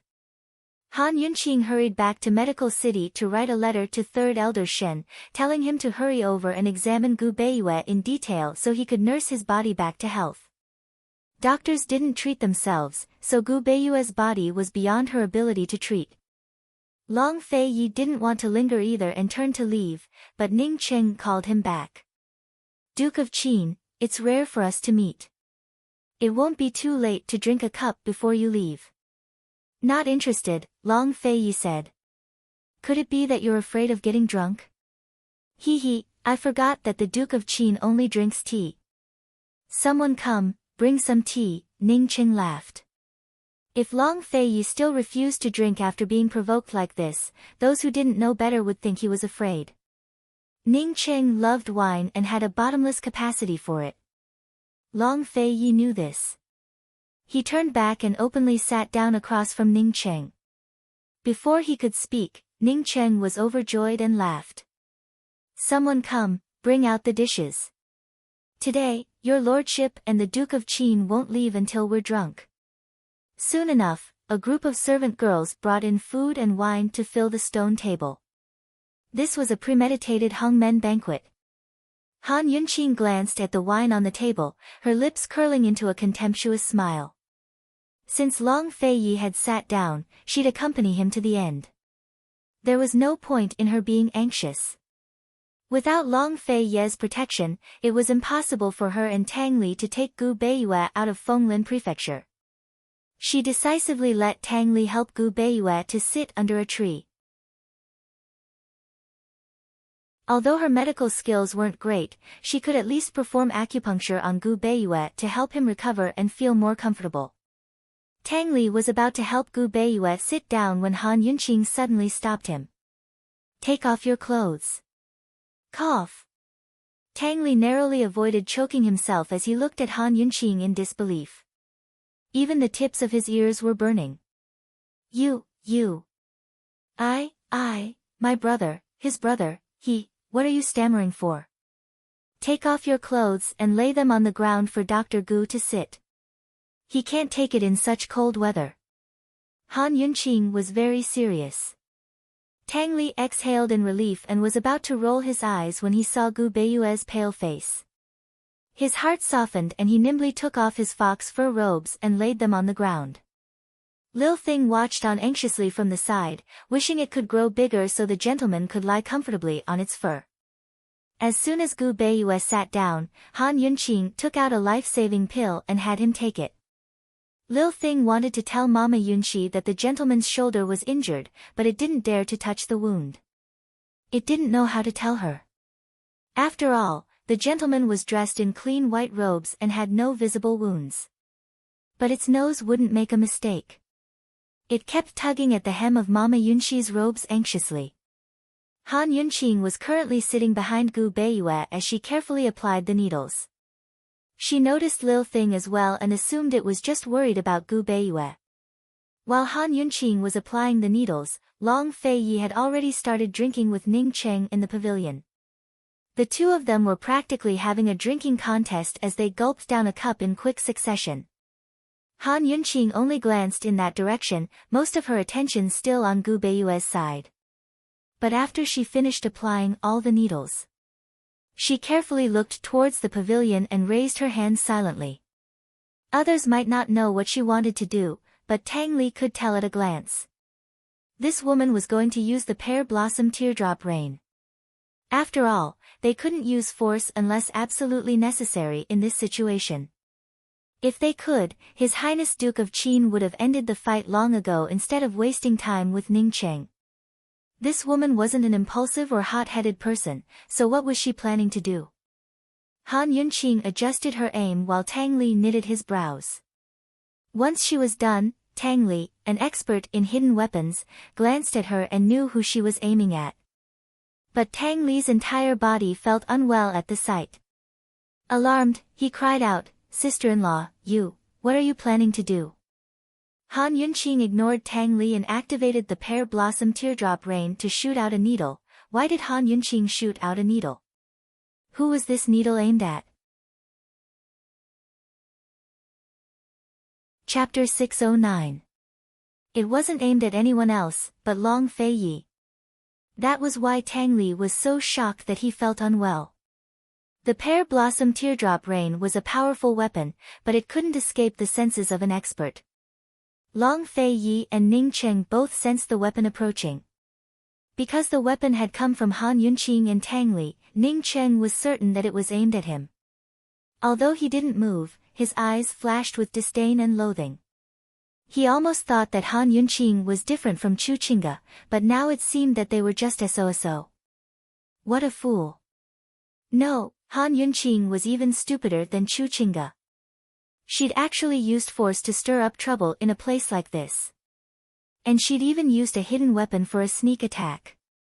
If she used it, then so be it. She'd even been discovered as soon as she drew her needle. She's simply a joke. As the needle drew closer, the scorn in Ning Cheng's eyes grew more and more intense. She wanted to hurt me with a mere needle. He held his wine cup in one hand as he continued his drinking contest with Long Fei Yi. His other hand rested on the table, preparing to catch the needle and thoroughly humiliate Long Fei Yi. Of all the women he could find, he just had to keep an idiot like her by his side. Ning Qing waited, but as the needle drew closer, he suddenly realized that something was wrong. Judging from the strength and direction of the needle, it wasn't aimed at him, but Long Fei. Had Han Yunqing gone mad? She wanted to sneak attack Long Fei Yi. In a flash, Ning Qing completely changed his view of Han Yunqing. Was Han Yunqing even stupider than he thought? Had she missed? Or was she more treacherous than he thought? Was she planning to betray Long Fei Yi? Besides that, Ning Qing couldn't think of any other reason. He couldn't figure out this woman. When it came to assassination weapons, especially those from the Tang clan, Long Fei was far more familiar with them than Ning Qing. As soon as he sensed the needles flying at him from behind, he knew they were aimed at him. Moreover, judging by the strength and speed of the needles, he was certain that they'd come from the pear blossom teardrop rain hidden in Han Yunqing's sleeve. What was this woman trying to do? To be honest, Long Fei Yi couldn't figure it out. But he didn't hesitate for even a second. He sat there, unmoving. The needle drew closer and sank into Long Fei Ye's back. It wasn't deep, but it didn't fall out of Long Fei Ye's back. Long Fei only needed to circulate his internal energy to force it out, but he didn't. The position of the needle wasn't fatal, but only Han Yunqing knew what kind of poison was on the needle. Long Fei Yi acted as if nothing had happened and continued to drink with Ning Qing. He rarely drank, but it didn't mean that he didn't know how to drink. The wine cup didn't touch his lips. Every time he raised his cup, he poured the entire cup of wine into his mouth and finished it in one gulp. It was undeniable that this man was so handsome even when he drank. He didn't care about the needle on his back. On the contrary, Ning Cheng's mind was on his back. Long Fei Yi coldly narrowed his eyes and placed a row of wine cups on the table. He slowly poured the wine until it was full. Only then did he look at Ning Cheng. 10 cups, how about it? These two men had no rules when it came to drinking. They were competing to see how much they could drink. Although Ning Cheng was full of doubts, he still agreed. He wouldn't get drunk even if they drank 100 cups, let alone 10. However, Long Fei Yi would definitely get drunk. No matter how good Long Fei Yi's alcohol tolerance was, even if it was better than his, he would still get drunk. This was because all the wine here had a drug added to it called Distiller's Grains No. 7. As long as a single drop was added into a large jar of wine, the alcohol content of the entire jar would be doubled. It had to be known that this wine was strong. An average drinker would get drunk after 1 cup. Even the best drinker wouldn't be able to last more than 10 cups. And now, he and Long Fei Yi had each drunk 15 cups. He had taken the antidote beforehand and was waiting for Long Fei's alcohol to kick in and turn him into a drunken mess. 10 cups? Ning Cheng was a bit incredulous. It seems that Your Highness Duke of Qin has a good tolerance. Long Fei Yi was very straightforward. He didn't wait for Ning Cheng to reply, but poured cup after cup into his mouth. If Ning Cheng didn't follow, he'd lose. If Ning Cheng followed, the first one to get drunk would be the loser. Naturally, Ning Cheng wanted to follow, so he didn't waste words and poured himself 10 full cups. Just like Long Fei Yi, he downed cup after cup in one gulp. Their drinking style left Chu Yuni and General Chu speechless. Meanwhile, behind Long Fei Yi, Tang Li was still stroking his chin, trying to figure out what that needle on Long Fei Ye's back was all about. He wasn't worried about Long Fei Ye's tolerance at all. With Long Fei Ye's normal tolerance, even 10 jugs of such strong alcohol wouldn't be a problem, much less a trifling 20 cups. As for Han Yunqing, she'd never seen Long Fei Yi drink before, so she wasn't sure how much he could drink. Still, she wasn't worried about Long Fei Yi. She was carefully changing the needles on Gu Beiyue's back, her eyes hooded and serious. No one dared to disturb her. Very soon, Long Fei Yi and Ning Cheng had both downed their 10 cups of wine. Long Fei Yi sat upright with an unchanging expression, cold and noble. He didn't look like someone who'd drunk at all. Ning Cheng looked the same as usual, but the victor was still undecided. Still, Ning Cheng couldn't understand. Why wasn't Long Fei Yi drunk yet? No matter who drank strong alcohol with distiller's grain number 7, they'd be dead drunk within 20 cups. Long Fei Yi had already downed 25 cups, so why wasn't he affected at all? Why? While Ning Cheng was still trying to figure it out, Long Fei poured another round of wine into the cups in front of him. Again, there were 10 cups. A complicated look flitted past Ning Cheng's eyes. He didn't follow immediately, but the retainer by his side couldn't help but cough lightly. He was reminding Ning Cheng that the antidote he'd taken could only block off 25 cups of wine at most. If he drank any more, he'd run out of antidote for distiller's grain number 7. Based on the doubled alcohol content, he could drink 5 more cups at most. Anything more than that and he'd be dead drunk. You're not following. Long Fei Yi raised his eyebrows and asked. Ning Cheng's face was cold and he didn't say anything, but he still began to pour wine. After the cups were full, the two of them began to drink 1 cup after another. However, Ning Cheng suspected the hidden needle on Long Fei Ye's back. At this time, Han Yunqing had already finished a course of acupuncture for Gu Beiyue. She took back all the gold needles and was about to get up. Who knew that Lil Thing would suddenly jump onto Gu Beiyue's leg and tear off a piece of cloth, revealing Gu Beiyue's injured knee. Seeing this, Han Yunqing was shocked. She hurriedly squatted down to examine it. She carefully tore the cloth and when she saw the wound, she sucked in a breath of cold air. This wound was caused by the Chu clan's arrow. It injured the tendon, which was also commonly known as the tendon.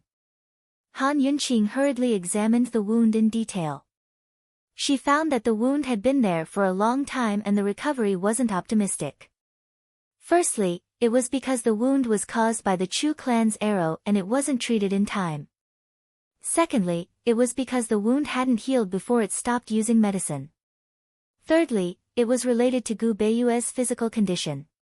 His body's foundation wasn't good and he couldn't withstand such a serious injury. The more Han Yunqing looked, the angrier and more anxious she became. Gu Beiyue's injury couldn't be delayed. Even if the tendon wasn't injured, it couldn't be delayed, let alone now that it was accompanied by a torn tendon. If it was caused by the arrow, it wouldn't cause a tear. She was afraid that the arrow was shot at a tricky angle and hit the tendon. Later, when the sword was pulled out, it inevitably caused a tear. If it wasn't for someone supporting him, Gu Beiyue probably wouldn't be able to stand or walk. In a sense, Gu Beiyue's leg was now crippled. She wasn't sure if it could be cured, but no matter what, she had to fight for time. The sooner the treatment was treated, the more hope there would be, and the fewer side effects there would be. At this time, Lil Thing supported Gu Beiyue's right shoulder and squeaked. Han Yunqing's heart unconsciously thumped. She knew that Lil Thing had found the wound again. She didn't care about the propriety between men and women. She hurriedly took out a small pair of scissors and cut off the cloth on Gu Beiyue's shoulder. Who knew that this wound was even more serious than the one on his calf? This was a wound that went through his shoulder blade. There were wounds on both the front and back of Gu Beiyue's shoulder. Similar to the wound on his calf, the recovery of Gu Beiyue's shoulder blade wasn't very optimistic. With such a penetrating wound, who knew how much blood had been lost? Now that the bleeding had stopped and the wound was showing signs of healing, the scar on the bone was permanent and couldn't be healed. Even if Gu Beiyue's wound healed, it would still hurt from time to time for a long time to come. A wound to the bone would never heal. Besides the Tang clan's assassination weapons, only the driving arrow arts of the Chu clan had such power. The Chu clan, what a Chu clan! Han Yunqing's entire being grew gloomy as a murderous aura emanated from her body. She strode into the pavilion and glared icily at Chu Yuni and General Chu as she spoke to Long Fei Yi. We have to go back immediately. Gu Beiyue's been seriously injured by the Chu clan's arrows. We can't afford to delay. Gu Beiyue wasn't bleeding as much as Gu had last time and needed to stop the bleeding. His shoulder injury was already in such a state, so there was no need to rush the treatment. But Gu Beiyue's calf injury had already been delayed for too long. They couldn't afford to delay any longer. Han Yunqing wasn't even sure if Gu Beiyue could still walk normally. Her only thought was to save him as soon as possible and save as much as possible. After all, even if they left Fenglin Prefecture, she couldn't treat him immediately because she didn't know how. She had to contact Medical City's third eldershan right away. Judging from Gu Beiyue's injuries and body condition, ordinary doctors wouldn't be able to treat him. Only a medical sage like Shen Jueming had the skills to prescribe a complete treatment plan for Gu Beiyue. All she could do was seize the time to find medicine for Gu Beiyue's calf and prevent it from worsening. Han Yunqing came to urge them, but Long Fei Yi didn't even have a chance to speak before Ning Cheng laughed coldly and said, "When men drink, women stand aside." Unfortunately, Han Yunqing didn't even spare him a glance. She completely ignored him. Ning Cheng actually felt a little awkward. He was about to speak when Long Fei Yi stood up and said, "Let's stop here for today. We'll fight another day." After he finished speaking, he held Han Yunqing's hand and was about to leave. Ning Cheng put down his wine cup and stood up as well. "Duke of Qin, are you a sore loser? If we continue fighting, are you sure this prince will lose?" Long Fei Yi countered with a question. Ning Cheng actually replied without hesitation, "I'm sure." As soon as he finished speaking, Han Yunqing suddenly picked up the wine cup on the table and splashed it on Ning Cheng's face. In that instant, the entire place fell silent. Everything was still, as if time had stopped. Only the wine on Ning Cheng's face dripped down along his well-defined features. Chapter 610. Inside and outside the pavilion, everyone's attention was focused on the two of them. Silence reigned. Ning Cheng's face and hair were covered in wine, his expression as splendid as one could imagine. Still, not everyone was looking at him, because many of them were staring at Han Yunqing in disbelief. For example, Chu Yuni and General Chu. Long Fei Yi, on the other hand, was looking at Ning Cheng with a mocking smile. Han Yunqing wasn't very tall, so she looked even more petite next to the two men who were around 1.9 meters tall. Still, her aura didn't lose out to any of the men's. At this moment, her icy eyes were filled with anger and disdain. In any case, she was angry. She was already anxious to leave because of Gu Beiyue's injuries, but Ning Cheng's words had clearly angered her. At this moment, the stunned Ning Cheng moved. He slowly wiped the wine from his face as he narrowed his eyes at Han Yunqing. He didn't say anything, but all the guards in the surroundings, whether out in the open or in the dark, came forward and surrounded the pavilion tightly. There were a total of 3 circles, 1 circle of archers, 1 circle of soldiers, and 1 circle of black-clothed experts. "Han Yunqing, you dare!" Ning Cheng's icy voice was filled with towering rage. His knuckles cracked as he clenched them so tightly that they seemed ready to strike at any moment. But Han Yunqing wasn't afraid at all. In fact, she was even angrier than him. "Ning Cheng, this cup of wine is for you to wash your face. It's to remind you not to be so shameless. Don't think no one can tell just because you used distiller's grain number 7 to cheat. Ning Cheng's anger abated at her words. This woman actually saw through it. Distiller's grain number 7 wasn't poison or medicine, but a rare auxiliary ingredient for wine. Very few people in the world knew about it, so how could a woman like Han Yunqing know? Moreover, she didn't drink the wine, so how could she tell? While Ning Cheng was puzzled, Han Yunqing added, also, don't think that no one knows that you took the antidote in advance. Do you even know how to write the words obscene and shameless? You. Ning Cheng fumed. His handsome face couldn't get any darker. What about me? Am I wrong? Han Yunqing raised her eyebrows and asked. Ning Cheng wanted to answer, but he couldn't.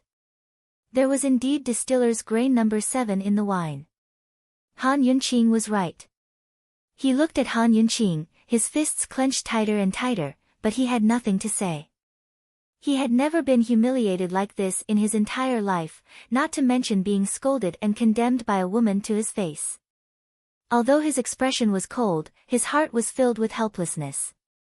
Ever since he'd taken control of Cloud Realm Trade Consortium and the D-Clan, he'd faced all sorts of situations, but never had he been so helpless before. Han Yunqing didn't want to waste words with a man like him, much less waste her time. Without another word, she turned to leave. At this moment, Chu Yuni spoke up. Han Yunqing, you're a shameless woman. You say the Duke of Ning cheated, but what about you? Do you think we didn't see that needle of yours just then? Han Yunqing snorted with laughter.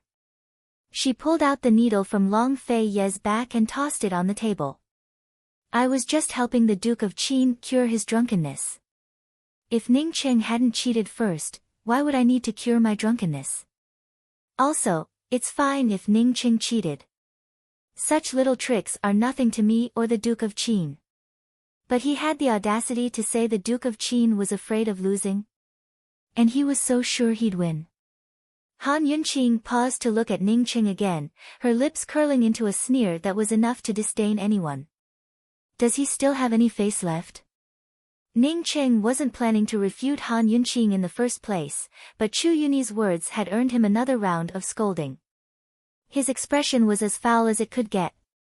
Meanwhile, Chu Yuni realized that he'd done more harm than good. Resentful, he didn't dare to speak again. Birds of a feather flocked together.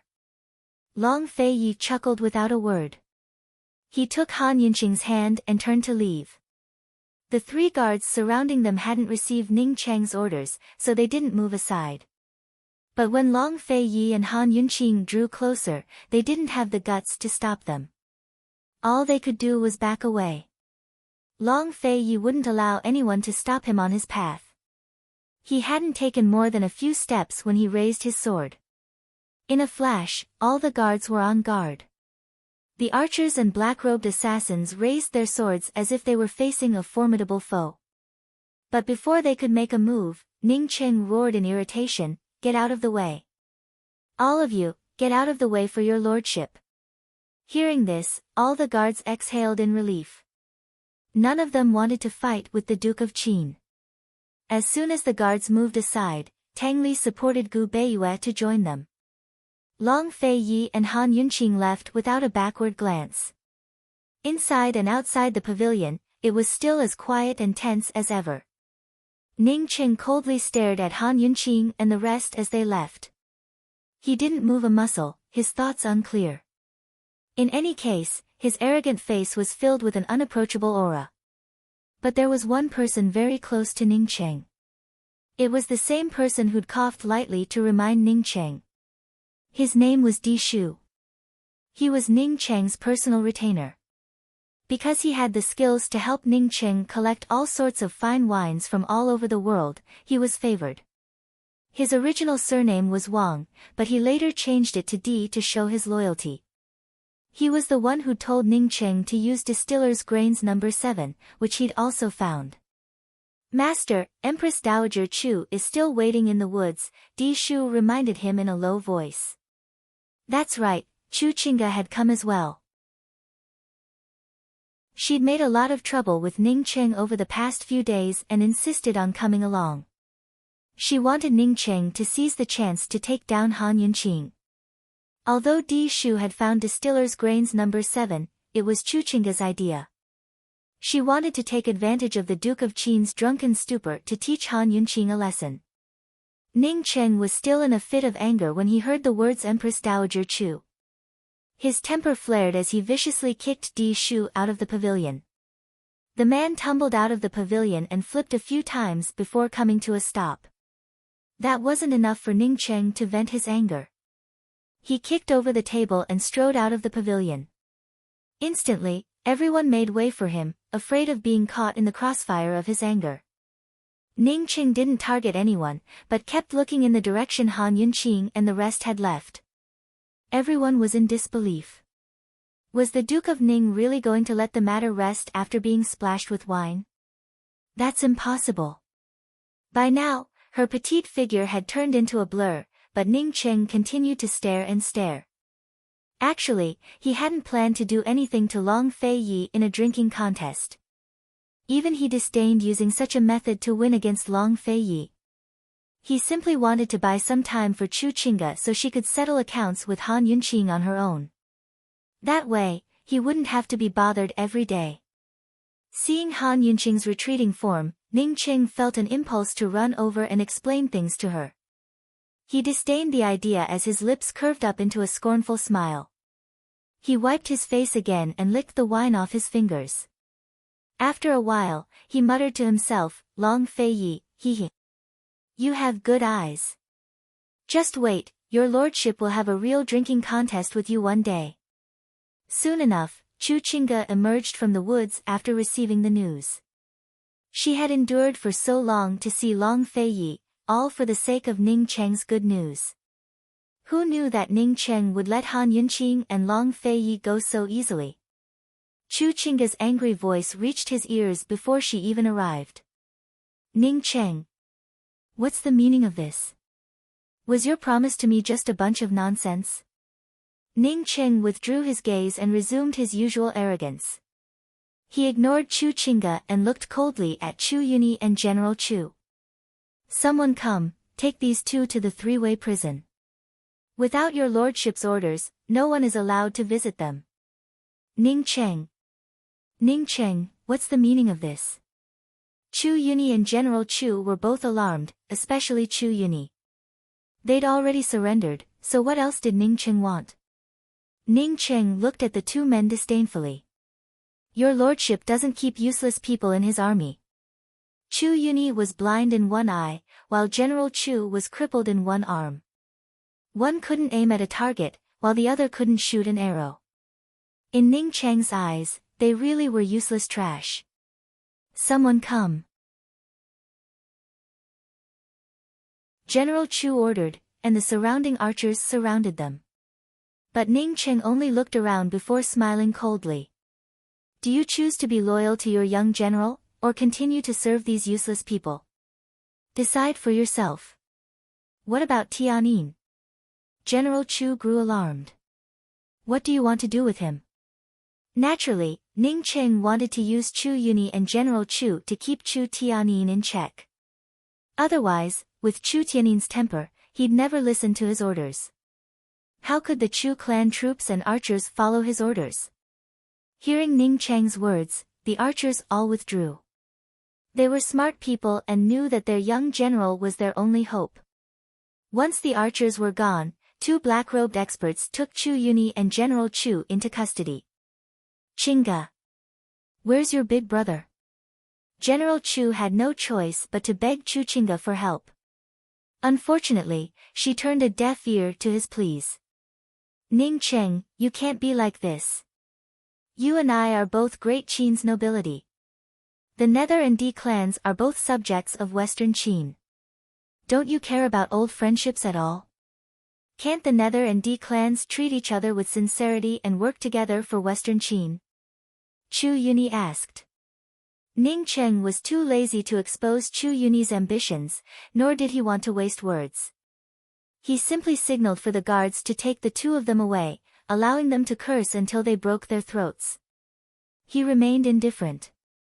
Once they were taken away, Chu Qingge immediately asked Ning Cheng, "Just when are you going to do what you promised me?" Ning Cheng turned to leave in irritation, but Chu Qingge chased after him and ordered, "Ning Cheng, they're definitely still in the city. Hurry and take Chu Tianyin in exchange for Han Yunqing. There's still time, so go right now." Has this woman lost her mind? She was the one who told Ning Cheng how much Long Feiyi valued Han Yunqing. Thus, if she could use Gu Beiyue as a hostage to threaten Han Yunqing, then she could threaten Long Feiyi as well. Now she wanted him to take Chu Tianyin in exchange for Han Yunqing. How could Long Feiyi agree to that? Ning Cheng suddenly realized that he'd been blind in the past to lump Han Yunqing in the same category as this crazy woman. If Han Yunqing knew, would she splash him with wine again? Thinking up to here, Ning Cheng's lips quirked up into a grin. He kept walking forward, treating Chu Qingge like air. Chu Qingge finally lost her temper and grabbed Ning Cheng by the arm. Ning Cheng stopped and turned back to look at his arm, his gaze cold and cruel. Before he even spoke, Chu Qingge was already frightened enough to let go of his arm. She didn't dare to say a word. "Once your lordship defeats the Duke of Qin, I'll naturally fulfill my promise," he said coldly as he strode off. Coldly, he strode away. He wanted to check on Chu Tianyin's condition and have a good chat with him about the Nether clan surrender. Although they were in Fenglin Prefecture and could attack Yuyun and Yaoshui prefectures at any time, Ning Cheng had no intention of starting a war. But what about Long Feiyi?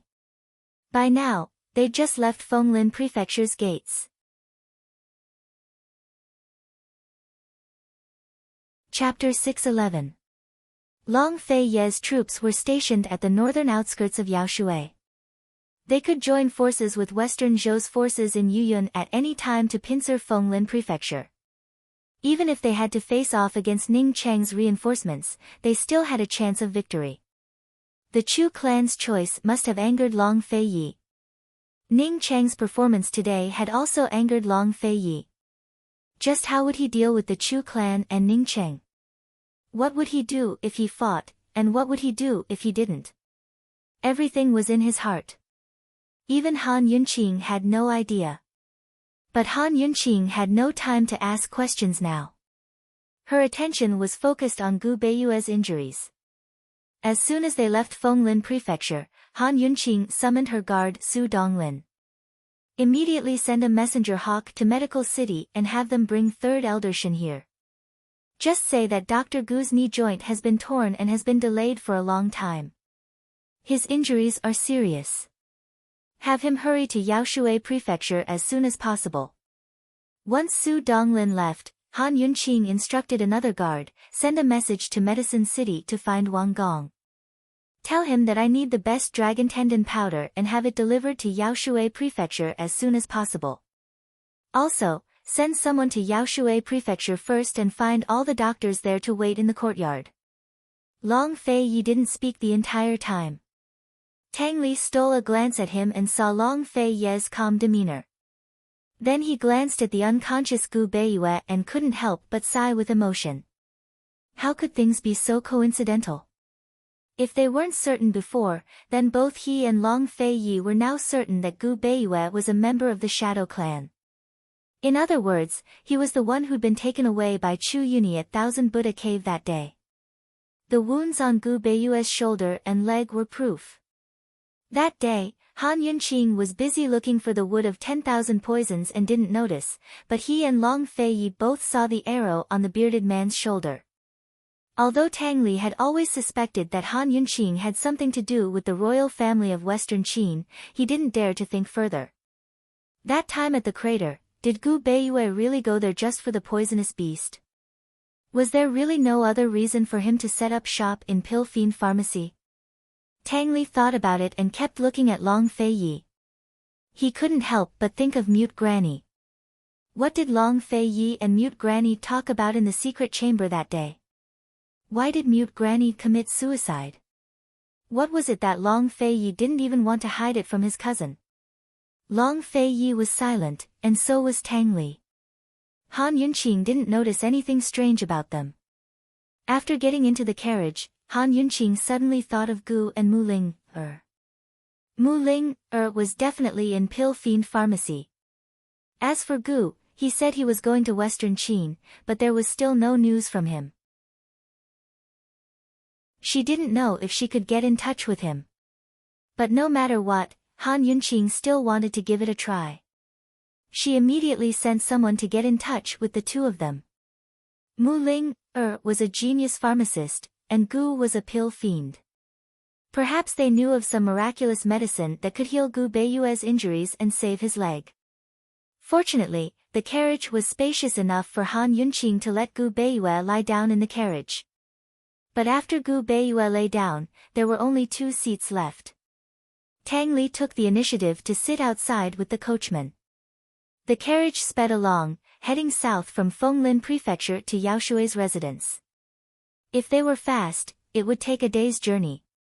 In a war-torn land, it wasn't easy to find medicine and doctors. Han Yunqing didn't touch Gu Beiyue's injuries the entire journey. She was the worst at dealing with bones and muscles, so she couldn't touch them. She could only let him lie down for now. Even though Gu Beiyue was in a sorry state, his face was as clean as ever. It was as if he was just sleeping. He was as calm and gentle as usual.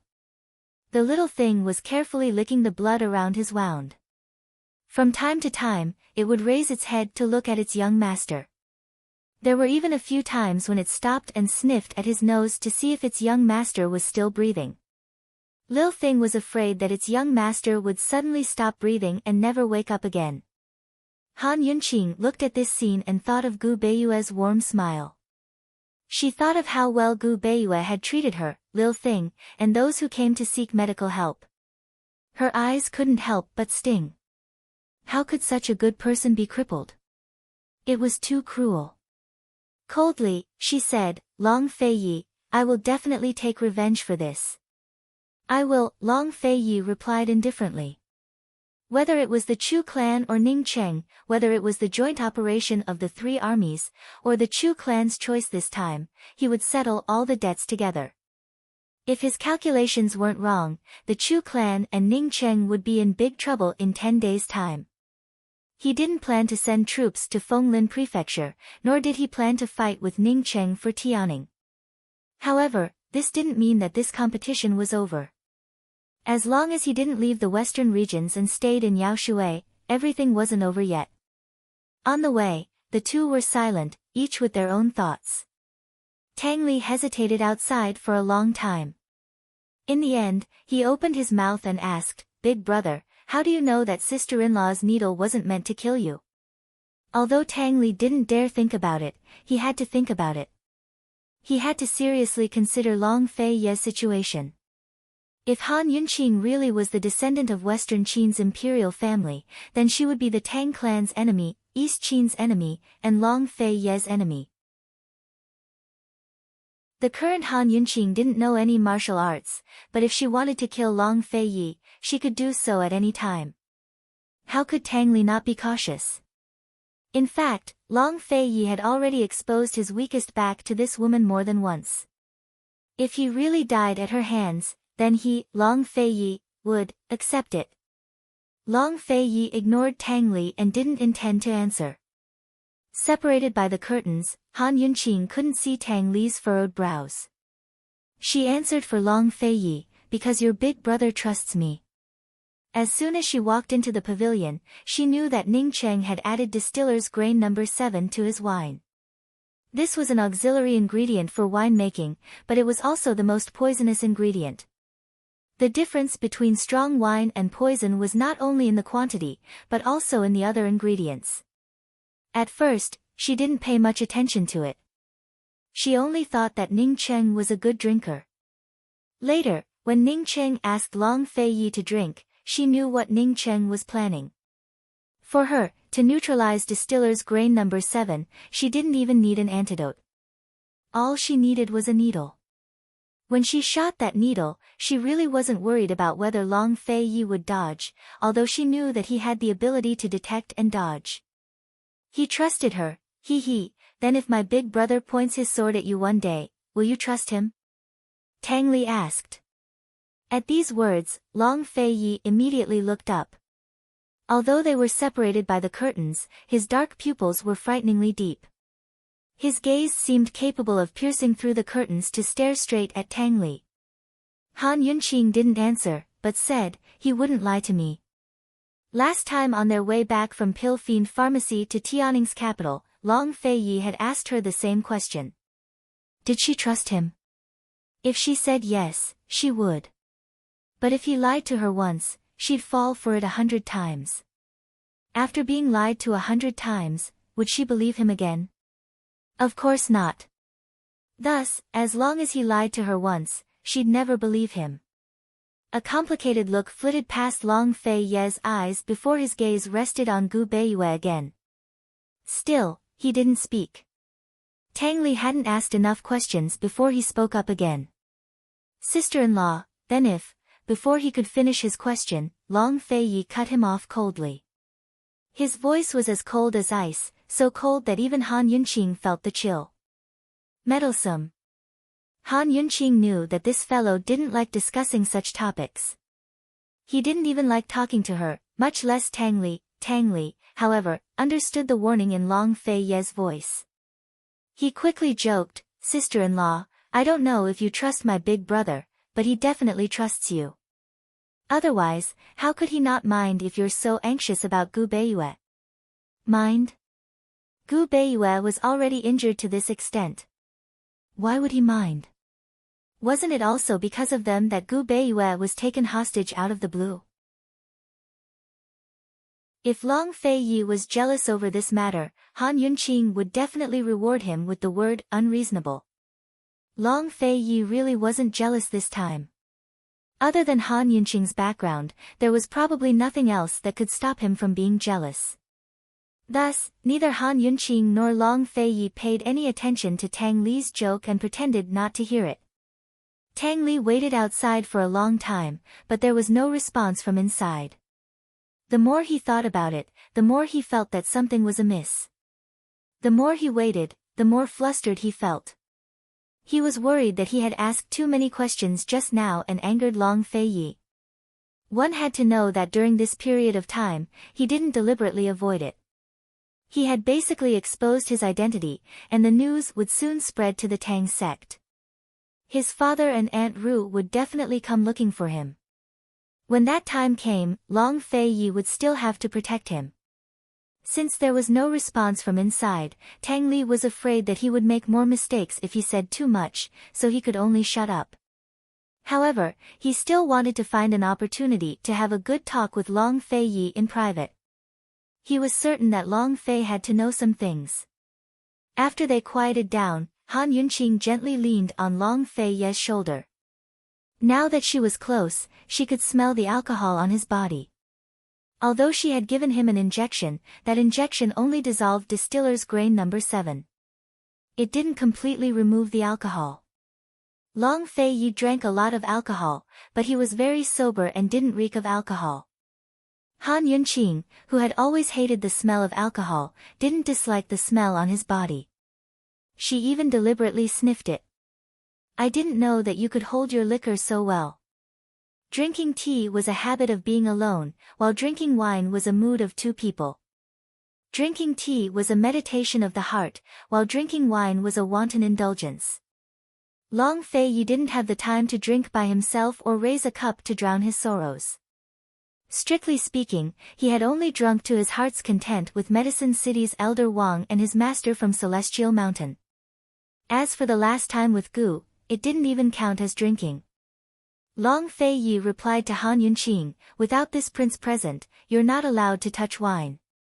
A few years ago, at Princess Changping's Yellow Flower Banquet, Han Yunqing had been forced to compete in drinking with men. She had almost fallen into Princess Changping and Murong Wanru's trap. At the time, he had also been paying attention to her every move, but he hadn't taken her seriously and had only watched coldly from the sidelines. Now that he thought about it, he was actually afraid. Han Yunqing casually replied, don't worry, I'm not interested in wine. As they traveled south, Han Yunqing fell asleep in Long Fei Ye's arms at night. Only now did Long Fei Yi reach out a hand towards Gu Beiyue. Seeing this, Lil Thing was on guard. When it saw that Mama Yunqi had fallen asleep, it immediately bared its fangs at Long Fei Yi in warning. Papa Long didn't like the gentleman, it could feel it. Long Fei Yi ignored Lil Thing and kept reaching out. Lil Thing grew anxious and was about to wake Mama Yunqi up when Papa Long took the gentleman's hand and took his pulse. Lil Thing immediately understood what was going on and obediently nestled by the gentleman's side. Papa Long was a martial arts practitioner, so he could tell from his pulse that the gentleman's martial arts had been crippled and that his dantian was clotted with blood. Yes, Long Fei Yi knew that Gu Beiyue's martial arts had been crippled as soon as he took his pulse. It was this pulse that allowed Long Fei Yi to confirm Gu Beiyue's identity once more. He silently withdrew his hand, but it was then that Gu Beiyue slowly opened his eyes. Chapter 612. Gu Beiyue slowly opened his eyes. It didn't seem like he'd just woken up, but more like he was faking it. His eyes were very clear and awake.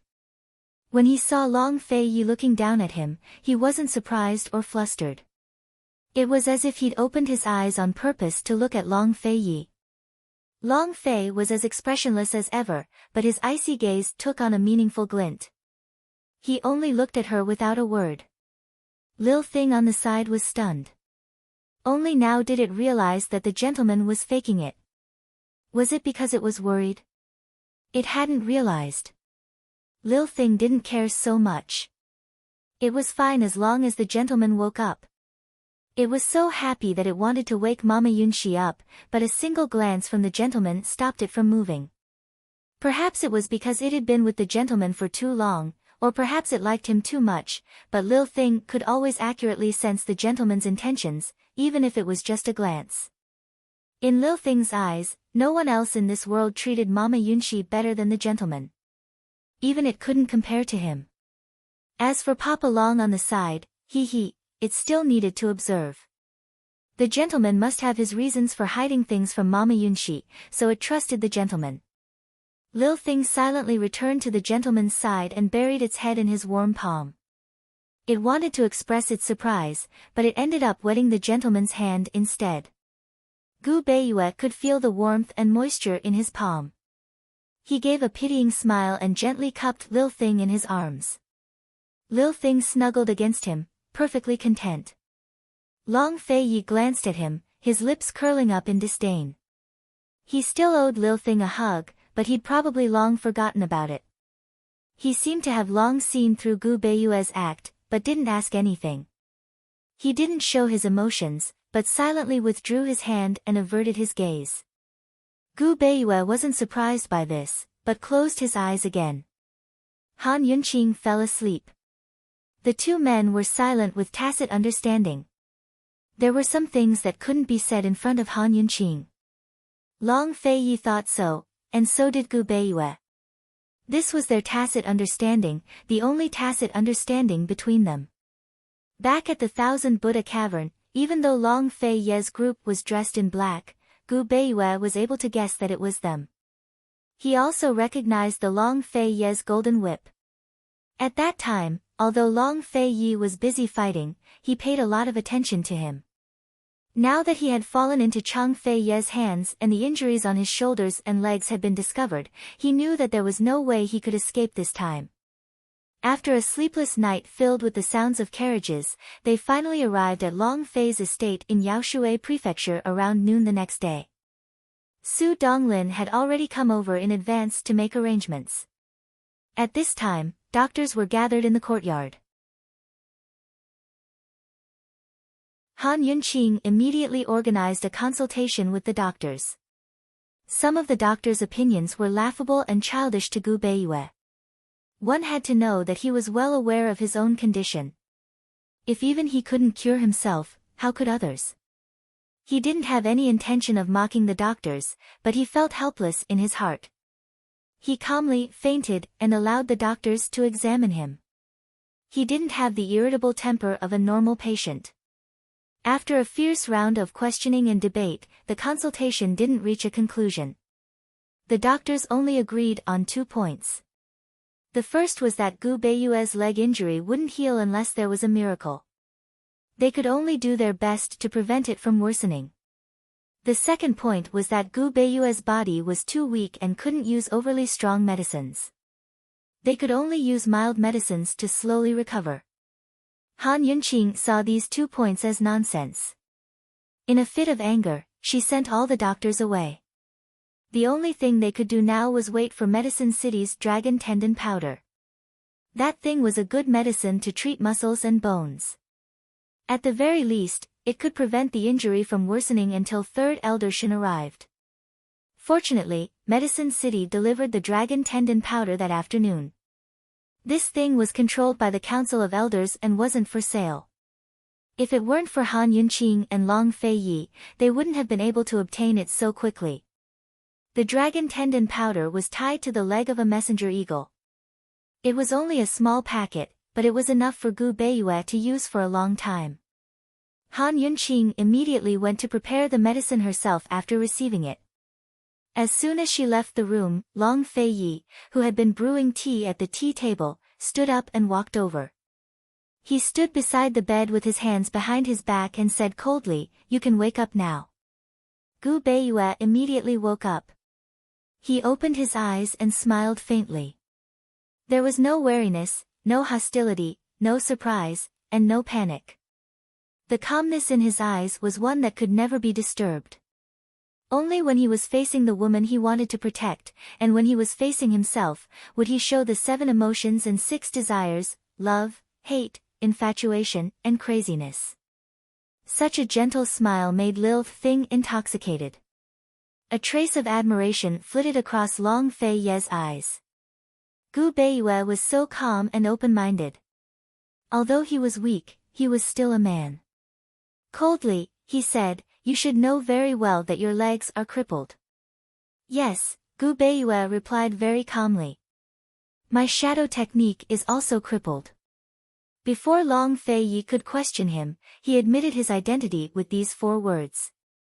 Long Fei Yi didn't find it strange that he admitted something with such irrefutable evidence. Coldly, he asked again, "Was it you at the Heaven's Pit? The person who saved Han Yunqing from Jun Yixie's hands was also you?" Long Fei Yi needed a definite answer, but when Gu Beiyue answered, "Yes," Long Fei Yi finally lost his calm. He coldly asked, "Why? Why did he get close to Han Yunqing in the Heaven's Pit? Why did he protect Han Yunqing?" After entering the Heaven's Pit secret room, Gu Beiyue had clearly disappeared. How did he know that Jun Yixie had kidnapped Han Yunqing? Why did he risk his life to save Han Yunqing? If Gu Beiyue wasn't the Shadow Clan's white-clothed young master, Long Fei Yi would have believed that he only approached Han Yunqing for the poison beast. However, if Gu Beiyue and the Shadow Clan's white-clothed young master were the same person, then all of Gu Beiyue's previous actions were suspicious. Long before going to the Heaven's Pit, he had approached Han Yunqing with a motive. Later, when he set up shop at Pill Fiend Pharmacy, he had even more ulterior motives. What did Gu Beiyue know? Was Gu Beiyue protecting something? What did Gu Beiyue have to do with the Nether and D clans? Did the Nether and D clans know anything? What did Gu Beiyue want to do? He had known Han Yunqing for so long, but he didn't seem to have done anything. Long Fei Yi considered many things. Calm and rational, he didn't act rashly and alert the enemy. After all, no one in this world knew about Mute Granny. Even Gu didn't know what Mute Granny had told him.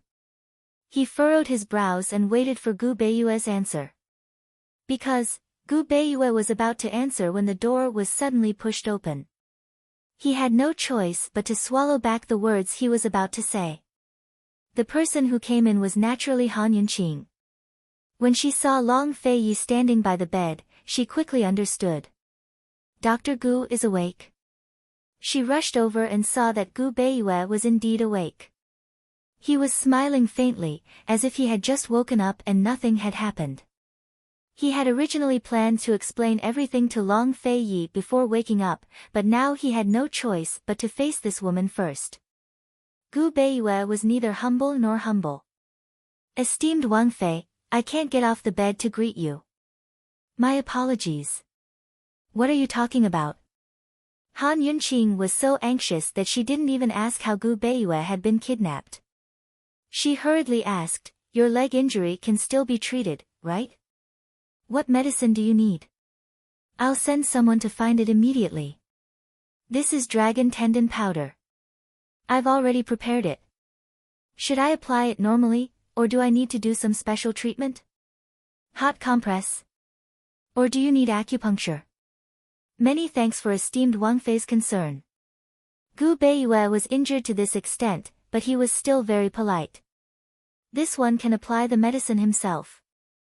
Han Yunqing had already told Gu Beiyue more than once that he didn't need to be so polite.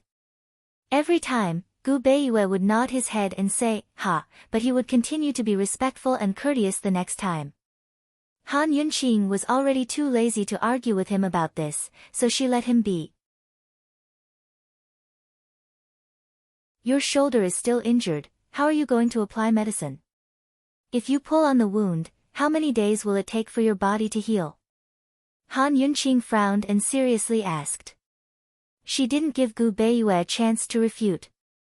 She sat by the bed and directly ordered, don't move. She carefully began to treat the wound. There was nothing more urgent than applying medicine. A trace of helplessness flashed past Gu Beiyue's eyes, but he didn't refuse. Although the wound on his shoulder was penetrated, the inside was basically healed. Only the wound on the front and back was not easy to heal. Just now, a doctor had already treated it and removed the residue of the medicine. It was very simple to use new medicine. As for the wound on his leg, there were also a lot of residue of the medicine. However, it wasn't easy to remove it. This was because the injury was very serious and the wound was very deep.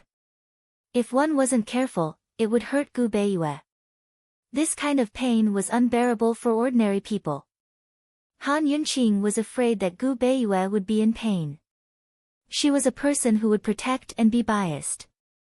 As a doctor, she was very clear that there was no wound that didn't hurt. Even if the wound was anesthetized, it would still hurt after the anesthesia. She was also not a good-tempered doctor. She often reprimanded patients who yelled and didn't cooperate because they were afraid of pain. However, when facing some people, she was especially afraid that they would feel pain. Of course, the pain was a small matter. Pulling on the wound was a big matter.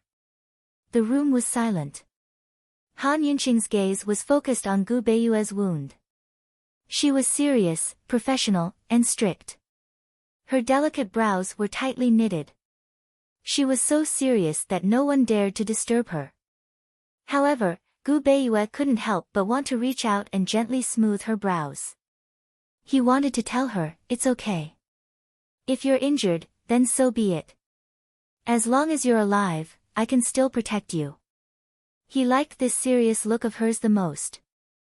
However, he hated it the most when she looked at his wound like this. No matter how much he disliked it, no matter how much he couldn't hold it in, he had to endure it. Suddenly, a large hand reached out and interrupted Gu Beiyue's thoughts. It was Long Fei Yi. He was standing at the side. His large hand brushed away Han Yunqing's furrowed brows. He wasn't gentle at all and seemed to be a little unhappy. Rest. I'll do it, he said coldly. It was already considered an improvement that the big vinegar jar had been knocked over at this time. How could he allow Han Yunqing to apply medicine on another man under his nose? Moreover, this man was Gu Beiyue. Han Yunqing's hand stiffened slightly. She said calmly, this wound is very deep. In other words, she meant that Long Fei Yi wouldn't be able to treat this wound. However, Long Fei Yi insisted. I've treated wounds even deeper than this. Let me do it. He was domineering. He directly snatched the medicine from Han Yunqing's hand. Han Yunqing knew him too well. Furthermore, she had learned from Gu's mistake. She knew that if she didn't give in, they would probably argue. With Gu Beiyue's usual humility, he should have given in when he saw Long Fei Ye's attitude. However, this time, he remained silent and waited. Would Han Yunqing give in?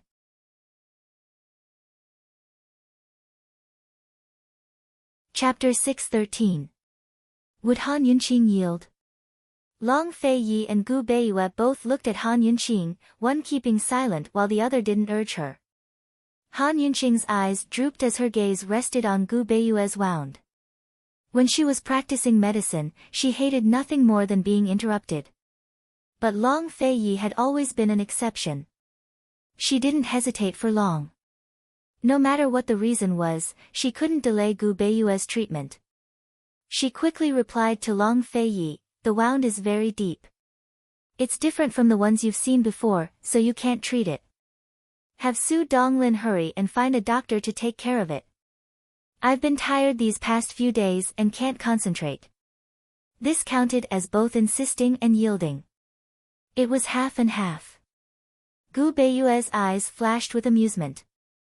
He knew that with Han Yunqing's skills, the wound would be treated by the time Su Donglin found a doctor. In truth, she was insisting. This woman was always so smart. As expected, she wouldn't disappoint him. As a doctor, even if she was a poison doctor, she still had basic principles. There was no reason to delay a patient's treatment, unless she didn't want to save him from the start. Gu Beiyue couldn't help but recall the first time he'd met Han Yunqing. She'd been so resolute, decisive, and outspoken at General Mu's estate. She didn't want to save him, nor did she need a reason to save him.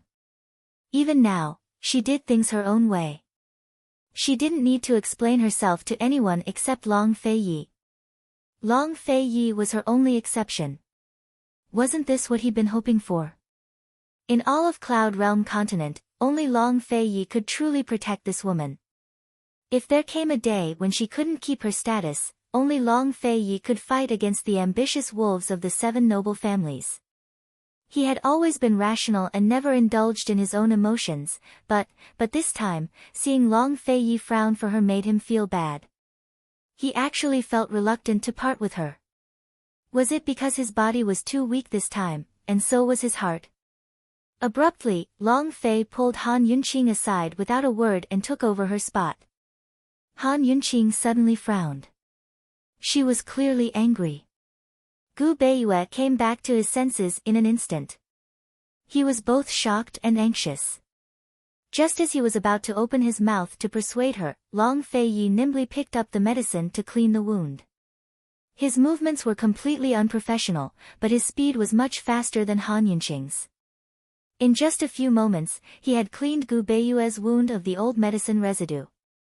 However, there was a price to pay, and the price was pain. Gu Beiyue, who had been tormented by countless injuries and illnesses, was in so much pain that he closed his eyes. Blue veins appeared on his forehead. One could imagine how painful it was. But Han Yunqing didn't make a sound, nor did she stop him. She only watched in shock from the side. That was because Long Fei Ye's simple and crude movements hadn't affected the wound at all. Long Fei Yi hadn't lied. He'd treated even deeper and more serious wounds before. He had treated himself before. He had endured injuries that were even more painful than this. As long as he didn't die from the pain, he was fine. After cleaning the wound, Long Fei Yi began to apply medicine. His movements were just as simple and crude, just as fast. His movements were just as unprofessional, but the dragon tendon powder quickly spread deep into the wound. Gu Beiyue was in so much pain that his hands clenched into fists. Blue veins popped out on the backs of his hands. Lil Thing squeaked at the sight, but Long Fei Yi found it too noisy. He brushed it aside and had Lil Thing roll into the bed. Han Yunqing still didn't understand how Long Fei Yi had applied the medicine before he began to bandage the wound. It didn't look good at all, but it was firm and wouldn't loosen. The medicine wouldn't leak out, either. Seeing this, Han Yunqing had nothing to be angry about. She asked incredulously, Long Fei Yi, who've you helped bandage before? If he could train someone to this level, he had to have bandaged their wounds multiple times. Had anyone by his side ever been so seriously injured? And multiple times at that? It was impossible that he'd hurt his own shadow guards. This lofty fellow couldn't possibly treat their wounds personally. Tang Li. Chu Shifeng. You don't know him, Long Fei Yi replied offhandedly before heading out the door. Han Yunqing was certain that Gu Beiyue was only in pain and was fine. She quickly chased after him and didn't know whether to laugh or cry when she saw the scene outside. Long Fei Yi was outside washing his hands very carefully. He didn't even treat Gu Beiyue so seriously. He had mysophobia. I don't know him. Is he from the Tang clan? Han Yunqing pressed on. She knew all of Long Fei's subordinates, but hadn't interacted much with the Tang clan. No, he's dead, Long Fei replied coldly, a little impatient. Then how did he get hurt? Han Yunqing was more curious about this. After all, it wasn't easy to injure someone so severely. Besides the Chu clan's arrows and Tang clan's assassination weapons, what other weapons could injure someone so severely? How did he get hurt? Of course he'd hurt himself. He'd hurt himself plenty of times when he'd been practicing his whip skills. His whip was no less powerful than the Chu clan's arrows and Tang clan's assassination weapons. Whip after whip had landed on his own legs. It was common for his skin to split open and his flesh to be torn open. Naturally, he'd hurt his tendons and bones. He'd treated all of his wounds himself. Mu Fei only gave him medicine and never helped him treat his wounds, much less find a doctor for him. If anyone else had asked, Long Fei Yi would have pretended he hadn't heard and walked away. But he couldn't avoid Han Yunqing at all, because this woman dared to chase after him. In the end, he said, Tang Li was the one who hurt me. You should ask him. Han Yunqing was doubtful. Didn't this guy just say he didn't know him? Could it be that things are complicated? Fine, I'll ask Tang Li later. Tang Li was currently catching up on sleep. She didn't know if he'd have nightmares. When she returned to the room, Gu Beiyue's pain had subsided. He sat up to examine his wounds. Like Han Yunqing, he was full of questions. But he wouldn't ask. And even if he did, Long Fei Yi would only pretend he hadn't heard. Many thanks, Your Highness Duke of Qin. He bowed with both hands. It wasn't an act, but a sincere thanks to Long Fei Yi. Long Fei Yi accepted his thanks graciously. After applying the dragon tendon powder, Han Yunqing felt much more at ease. Now, she just had to wait for Elder Shen and Elder Zhang to arrive, as well as news from Gu and Muling. Han Yunqing sat down and asked seriously, Dr. Gu, can the wound on your leg heal completely? Will it affect your normal movements? Gu Beiyue was silent. Han Yunqing didn't pursue the matter, but her heart clenched. She was afraid of receiving a negative answer. After a while, Gu Beiyue smiled helplessly. I can't treat it myself. What about the others? What about Elder Shen? Elder Shen is already on his way, Han Yunqing asked anxiously.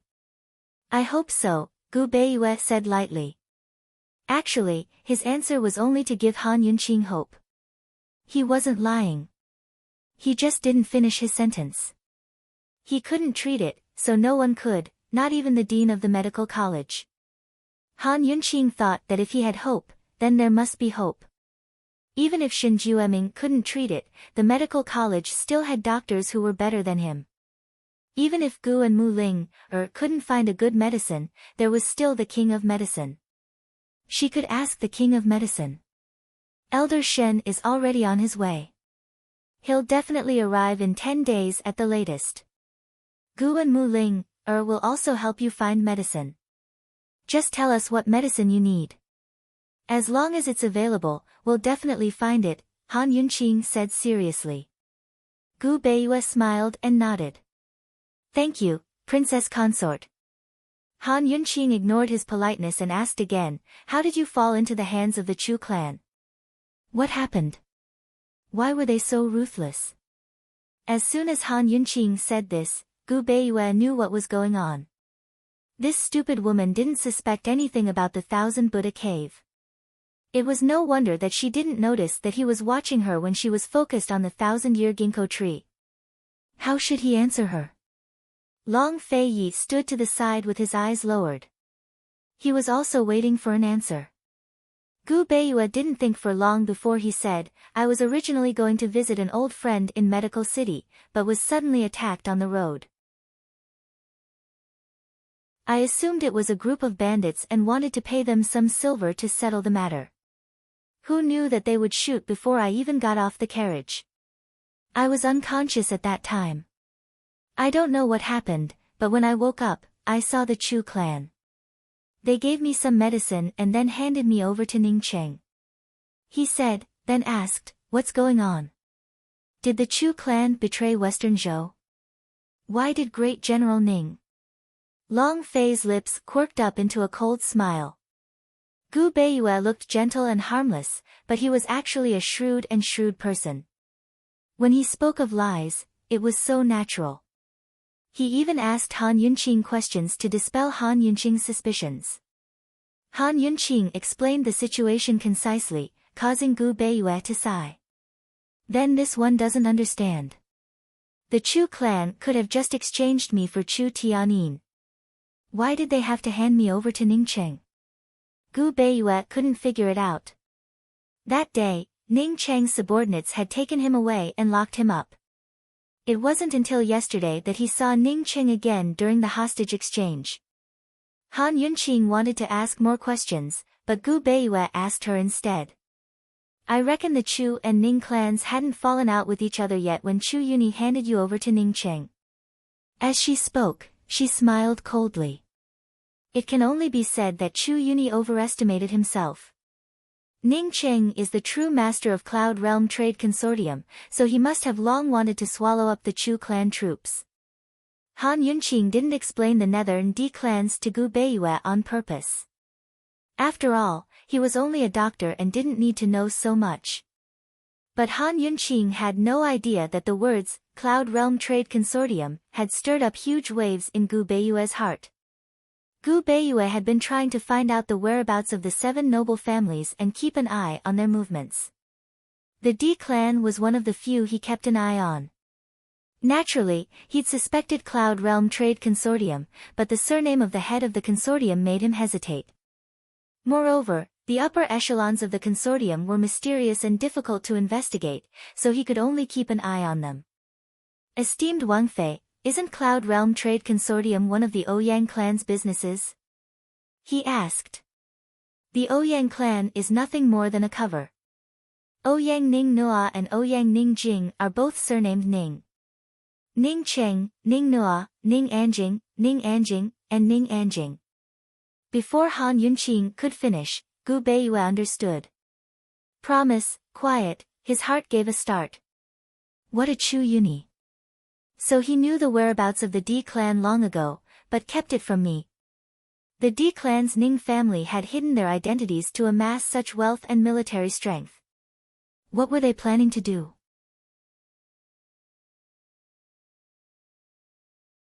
Chapter 614. The only thing Gu Beiyue was certain of was that Chu Yuni hadn't told Ning Cheng about his identity. Otherwise, Ning Cheng wouldn't have ignored him like this, much less let him go so easily. In the past, the D clan's Ning clan was even more loyal to Western Qin than the Shadow clan. The D clan's Ning clan had never involved themselves in politics, but only in business. But what about the current Ning clan? Ning Cheng had hidden himself in Tianning as a general and controlled a third of the country's troops. He also led Tianning's cavalry regiments and colluded with Chu Qingge to threaten the emperor. What was he up to? Was the D clan's Ning clan still the D clan of the past? Gu Beiyue's eyes flickered between light and darkness as his emotions grew complicated. "Dr. Gu, what's wrong?" Han Yunqing could tell that something was amiss. "Nothing, just an accident." I didn't expect so many things to change in the West in just a month. Gu Beiyue seemed to be speaking casually, but he was actually probing Han Yunqing to understand the current situation in the West. After all, the situation had changed drastically and he'd been locked up for so long that he didn't know a thing. Under these circumstances, it was inevitable that he'd lose confidence in facing off against Long Feiyi. Unfortunately, Han Yunqing didn't say much beyond a soft sigh. Don't worry about anything else. It's more important that you recover from your injuries. You need to take good care of your body. Speak, do you want to prescribe your own medicine, or should I find someone else? Gu Beiyue smiled. I'll prescribe it myself. He then listed a few ingredients for Han Yunqing to memorize. Han Yunqing noted them down one by one before she went to find the ingredients. She hadn't been idle since arriving at this courtyard. Long Feiyi saw all of this and endured it in his heart. He wanted nothing more than to lock this woman up in her room forever, but he understood that Han Yunqing was a woman who couldn't be trapped. After confirming that Han Yunqing had left, Long Feiyi immediately returned to Gu Beiyue's room, where Gu Beiyue was waiting for him. Why? Long Feiyi immediately continued with his previous question. If he hadn't been interrupted by Han Yunqing, Gu Beiyue would have already answered. Many questions can be summed up in one sentence. Why did you deliberately approach Han Yunqing? Gu Beiyue was actually waiting for Han Yunqing to leave so that he could have a good chat with Long Feiyi. Even if his identity as a Shadow Clan member was exposed, he could still remain calm in front of Long Feiyi. Looking straight into Long Feiyi's cold eyes, Gu Beiyue indifferently replied, because she's a direct descendant of the poison sect. Long Feiyi had a complicated look in his eyes. Could it be that Gu Beiyue didn't know about Han Yunqing's other identity? Despite his suspicions, he didn't bat an eyelid as he waited for Gu Beiyue to continue. However, Long Feiyi's calm expression caused great waves in Gu Beiyue's heart. He asked, could it be that Your Highness Duke of Qin already knew about this? When did Long Feiyi find out about Han Yunqing's identity as a direct descendant of the poison sect? Did Long Fei find out about Han Yunqing's status as the poison sect's heir from the Mu clan? If so, then did he also know about Han Yunqing's identity as a direct descendant of Western Qin's imperial clan? After all, the secret of Western Qin's imperial clan was hidden in Medicine City's Mu clan. A few years ago, he'd found some suspicious clues among his grandfather's belongings by chance. He'd followed those clues all the way to Medicine City and spent a great deal of effort to track down Mu Xian. By the time he'd found out, Mu Xian had already been missing for a long time. All that was left was a rumor that she had an affair with a descendant of the poison sect. To others, this might be a rumor, but to him, it was the only clue. Unfortunately, he'd chased after this clue for many years, but still couldn't find Mu Xian's whereabouts. During those years, he'd learned almost everything about the poison sect. He knew that the Xian gold door in the poison sect's sky pit was a Dao-sensing door that could only be opened with the blood of a direct descendant of the poison sect. After that, he'd basically given up until Han Yunqing's appearance gave him hope once more. When he'd first met Han Yunqing at General Mu's estate, he'd only been attracted by her bearing. What truly caught his attention were her poison and strange acupuncture techniques. Even though the poison sect didn't have such techniques, he still firmly believed that this woman was related to the poison sect. Because the poison sect was the origin of Cloud Realm's poison world, such a profound detoxification needle technique was likely a secret technique that the poison sect didn't teach to outsiders. From then on, he began to investigate Han Yunqing's origins. The Han family's background couldn't be clearer. If Han Yunqing had any secrets, it must have come from Lady Tianxin.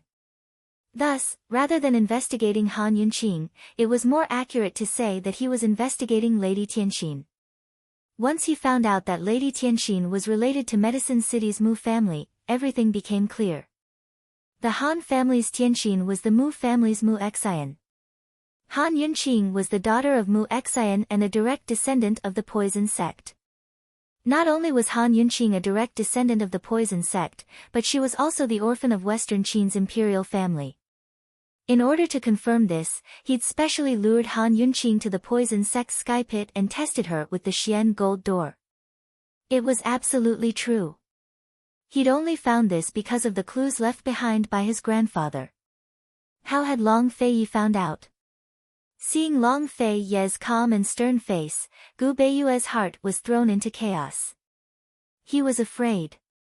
That was the thing he feared the most. If Long Feiyi had long known about Han Yunqing's origins, then was he using Han Yunqing to his advantage? The news of Qin Wangfei's favor had shocked all of Cloud Realm continent, because no one dared to believe that Tianning's icy duke, Long Feiyi, would truly dote on and indulge a woman.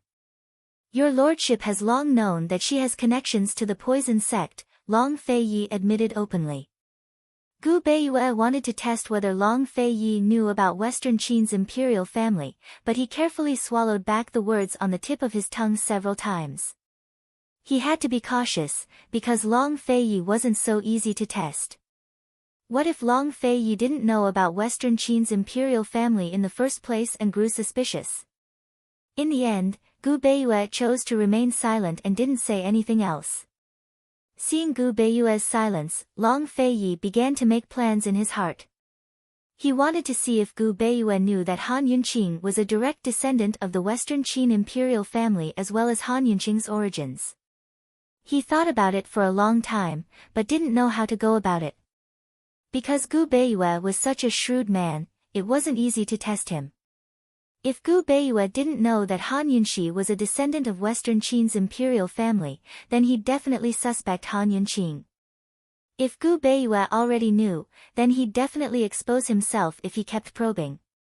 Long Feiyi didn't speak either, but waited for Gu Beiyue to continue. Just like that, the two shrewd men fell silent. After a few moments of silence, Long Feiyi spoke first. He couldn't tarry for too long, Han Yunqing would be here soon. Although he spoke first, he didn't reveal anything. Cold, he said, Gu Beiyue, you haven't finished answering this prince's question. Gu Beiyue sighed inwardly at Long Feiyi's unfathomable depths. He couldn't fathom the man's thoughts at all, so he could only reply, Your Highness Duke of Qin, this one didn't intentionally get close to esteemed Wangfei. It was only by chance that I learned of esteemed Wangfei's origins. What kind of chance? Long Feiyi asked. Does your highness remember the Xian gold door?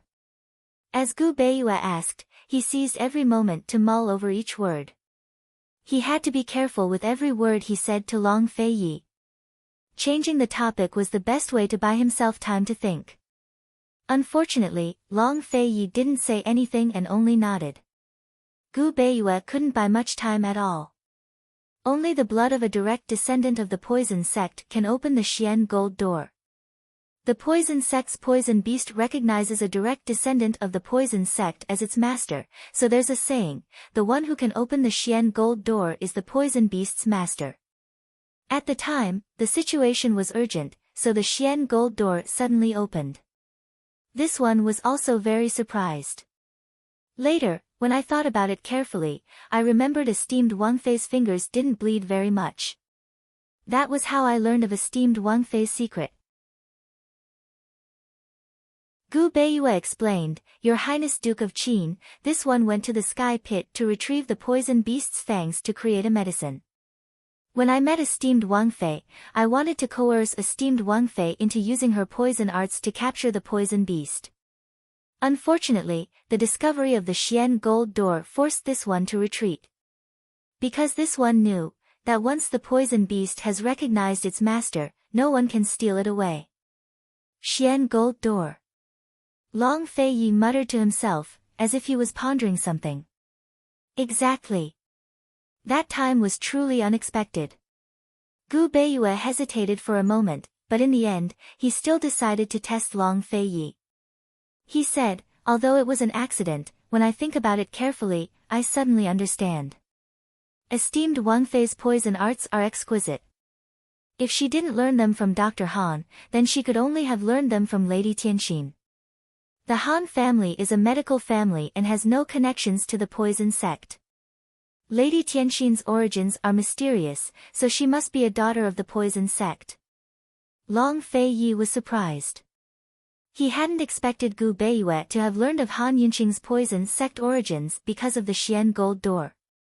It seemed that Gu Beiyue had misunderstood Lady Tianxin and didn't know that Tianxin and Mu Xian were the same person. Mute Granny had said that she was the only one who knew of Mu Xian's true identity.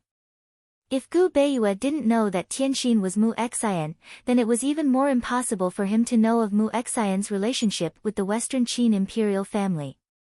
From another perspective, if Gu Beiyue knew that Han Yunqing was the orphan of the Western Qin imperial family, he would have made a move a long time ago.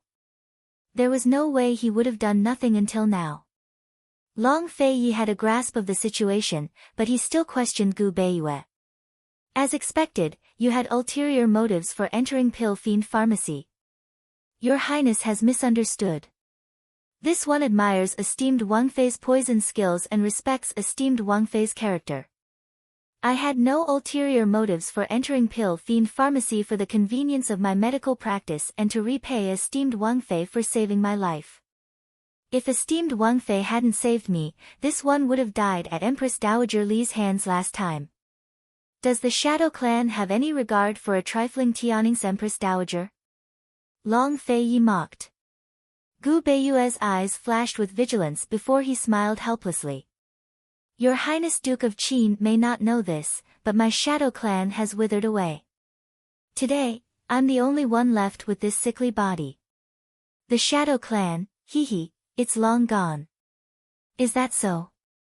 Back then, the Nether and Shadow clans worked together to put on a good show and preserve the bloodline of Western Qin's imperial family. The Nether clan's Chu clan has already announced to the world that they're searching for the imperial family to restore Western Qin. The Chu clan ambushed Western Zhou and seized military power to rebel. Your Shadow clan ambushed Tianning and deliberately entered Pill Fiend Pharmacy. What are your intentions? Long Fei Yi asked. Gu Beiyue furrowed his brows as his heart trembled. He never expected Chu Yuni to reveal everything while he was imprisoned. He deserves to die. Heaven knows how many related and unrelated people will be searching for the whereabouts of Western Qin's imperial orphan now. He endured the pain in his shoulders and legs as he got off the bed. His legs couldn't support him, so he could only stand on one leg and lean against the side of the bed. Long Fei Yi didn't pity him at all. He only stared at him with cold eyes.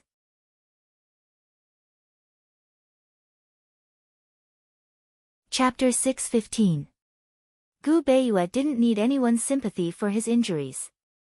He clasped his hands in a neither servile nor overbearing manner, his pale face earnest and persistent. Your Highness Duke of Qin, the Nether clan's Chu clan has wild ambitions. Their so-called revival of Western Qin is nothing more than a pretense. My Shadow clan will never wallow in the mire with such wolves. Moreover, I'm the only one left of the Shadow clan. Even if I have the heart, I'm powerless. Long Fei Ye's lips were curled into a mocking smile as he watched Gu Beiyue lie with cold eyes. But Gu Beiyue's attitude remained earnest and sincere. Your Highness Duke of Qin, although Western Qin's imperial clan left behind orphans in the past, there's no guarantee that any of their descendants are still alive today. Even if there are, there's no guarantee that they'll be able to find them, much less seek revenge. Although I bear heavy responsibilities for the clan, I have neither the heart nor the strength to help my master revive the country. I only hope to be able to treat illnesses and injuries in my lifetime. Practicing medicine for a lifetime is quiet and ordinary. If I had any other choice, I would never reveal my shadow arts, much less my identity. Despite Gu Beiyue's words, Long Fei Yi remained unmoved. It had to be said that Gu Beiyue's heart was lacking in confidence right now. He'd only felt so uncertain in front of Long Fei Yi in his life. Gu Beiyue felt even more uncertain when he saw Long Fei Yi's cold expression. Despite this, he continued to speak with sincerity. His explanations came from the bottom of his heart and were the most sincere of lies. "Isn't your highness curious as to why I was injured by the Chu clan's arrows?" he asked seriously. Long Fei Yi really didn't understand. Even though he'd instigated things first, Chu Yuni and Gu Beiyue wouldn't go so far as to kill each other in Thousand Buddha Cave. "Why?" Long Fei Yi finally spoke. "Because Chu Yuni ordered me to kill you and Wang Fei in Thousand Buddha Cave, but I refused," Gu Beiyue said frankly. His lips curled into a self-deprecating smile. "I originally wanted to save you and esteemed Wang Fei. Ha, now that I've come back, I've overestimated myself. If he had known that the Long Fei Yi and Han Yunqing in the Guard of Honor were fake, he would never have refused Chu Yuni, much less risked his life to save them. Neither would he have been injured and kidnapped by Chu Yuni. None of this would have happened. He had paid such a huge price because he was too concerned about her. However, he would never tell Long Fei Yi the truth." After hearing this explanation, Long Fei Yi finally let go of his last bit of concern. There were too many reasons to prove that Gu Beiyue did not know Han Yunqing's identity, but there was no doubt that he knew about Han Yunqing's identity. Even the paranoid Long Fei Yi believed him this time. Actually, with his personality, killing Gu Beiyue would be the safest and most direct way. Unfortunately, he had to worry about Han Yunqing as well. Mute Granny's death was enough of a headache for him. Now there was Gu Beiyue as well. How much effort would he have to put in? He loathed his own lies. Keeping Gu Beiyue alive would be a good assistant for Han Yunqing's pill fiend pharmacy. Long Fei Yi nodded wordlessly and prepared to leave, but Gu Beiyue stopped him. "Your Highness Duke of Qin, please wait a moment. This one has something I don't understand, and I don't know if I can ask you for guidance." "Speak," Long Fei Yi said from inside the room. "How did your highness find out that esteemed Wang Fei is the poison sex orphan?" This was Gu Beiyue's greatest doubt. Lady Lianxin said it herself. "Tianxin is Mu Xian from back then. You should know." Long Fei Yi replied. So, Lady Lianxin must have been desperate enough to reveal Mu Xian's secret at the Grand Medicine Testing Convention. Neither Lady Lianxin nor Mu Yingdong knew about Western Qin's affairs. "Your Highness, can this one hide this matter from esteemed Wang Fei?" Gu Beiyue knew that Long Fei Yi already believed him, so he wanted to reassure Long Fei Yi. "That's your own business. It has nothing to do with this prince," Long Fei Yi said before leaving. He clearly knew that Gu Beiyue wouldn't say anything, so he wanted Gu Beiyue to bear the consequences of his own lies. So even Long Fei Yi was afraid of Han Yunqing. Gu Beiyue couldn't help but smile. His pale face looked especially beautiful when he did so. He'd never felt so relaxed ever since he'd exposed his shadow arts. He knew that as long as Long Fei Yi trusted him, he could stay by Yunxi's side forever as long as he didn't die. Both his shadow arts and legs were crippled. No one knew how he'd survived Ning Cheng's imprisonment. Even he couldn't remember. Perhaps he'd simply forgotten, or perhaps it was too much for him to bear, so he subconsciously refused to remember. He only remembered seeing Han Yunqing's anxious little face before his heart stopped hurting. He had lost his shadow arts and his legs, while she still had Long Fei Yi. Was that enough? And he would do his best to help her make Pill Fiend Pharmacy a better place. Just like that, the two men who knew Han Yunqing's dual identities the best lied to each other and misunderstood each other.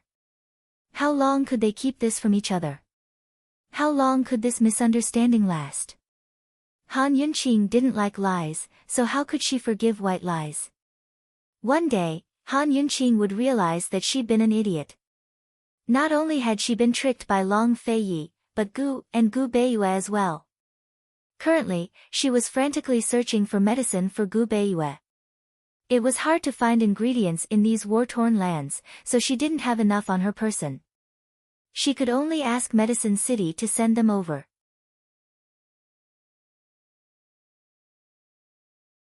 Fortunately, Gu Beiyue's ingredients were all available in Medicine City's Wang clan. By the end of the day, all the ingredients had been gathered. Mu Linger had replied as well with a wondrous medicine called White Mountain Oil. Gu Qishao, on the other hand, didn't reply. It wasn't clear whether he hadn't received the Flying Hawk message or hadn't replied in time. Gu knew more rare ingredients than Mu Linger, and even if he didn't have the ingredient, he could still cultivate some. Han Yunqing ordered the servants to send more letters to urge him. After 10 days of recuperation, Gu Beiyue's complexion looked much better, but his leg injury showed no signs of improvement. Fortunately, the White Mountain Oil that Mu Ling had sent over stopped the injury from worsening. Han Yunqing kept trying to contact Gu while urging Third Elder Shen. Esteemed Wang Fei, don't be anxious about finding the medicine. Third Elder Shen should be here in a few days. Gu Beiyue didn't want her to be anxious. Whenever she was anxious, she would frown. Long Fei Yi also didn't like Han Yunqing frowning.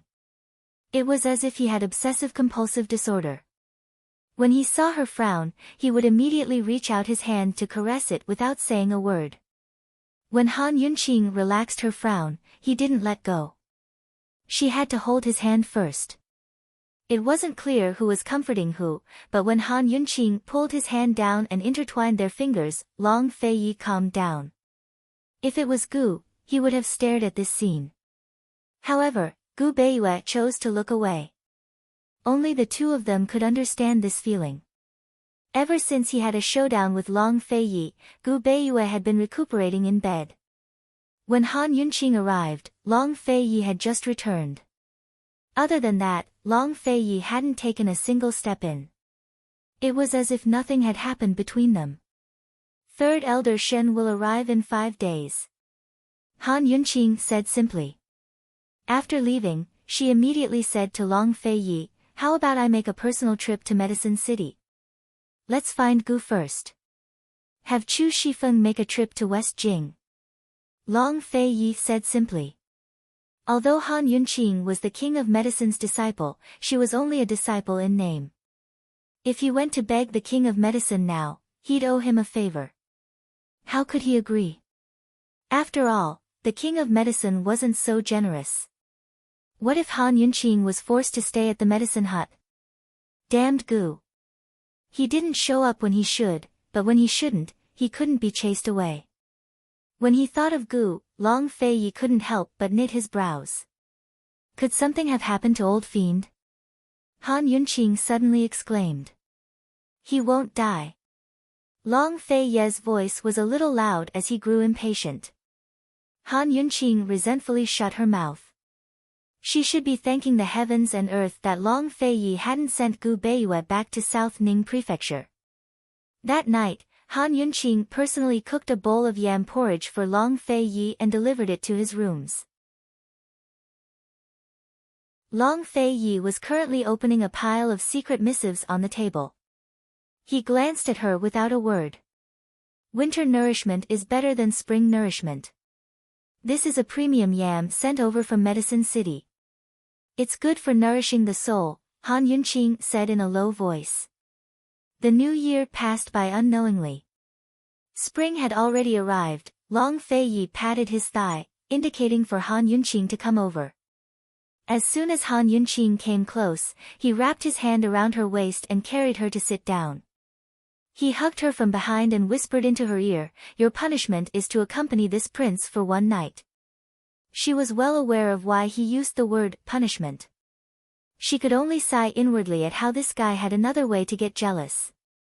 As for accompanying him for one night, there were too many meanings behind those words that she didn't understand and didn't dare to understand. She only replied, "This concubine accepts her punishment."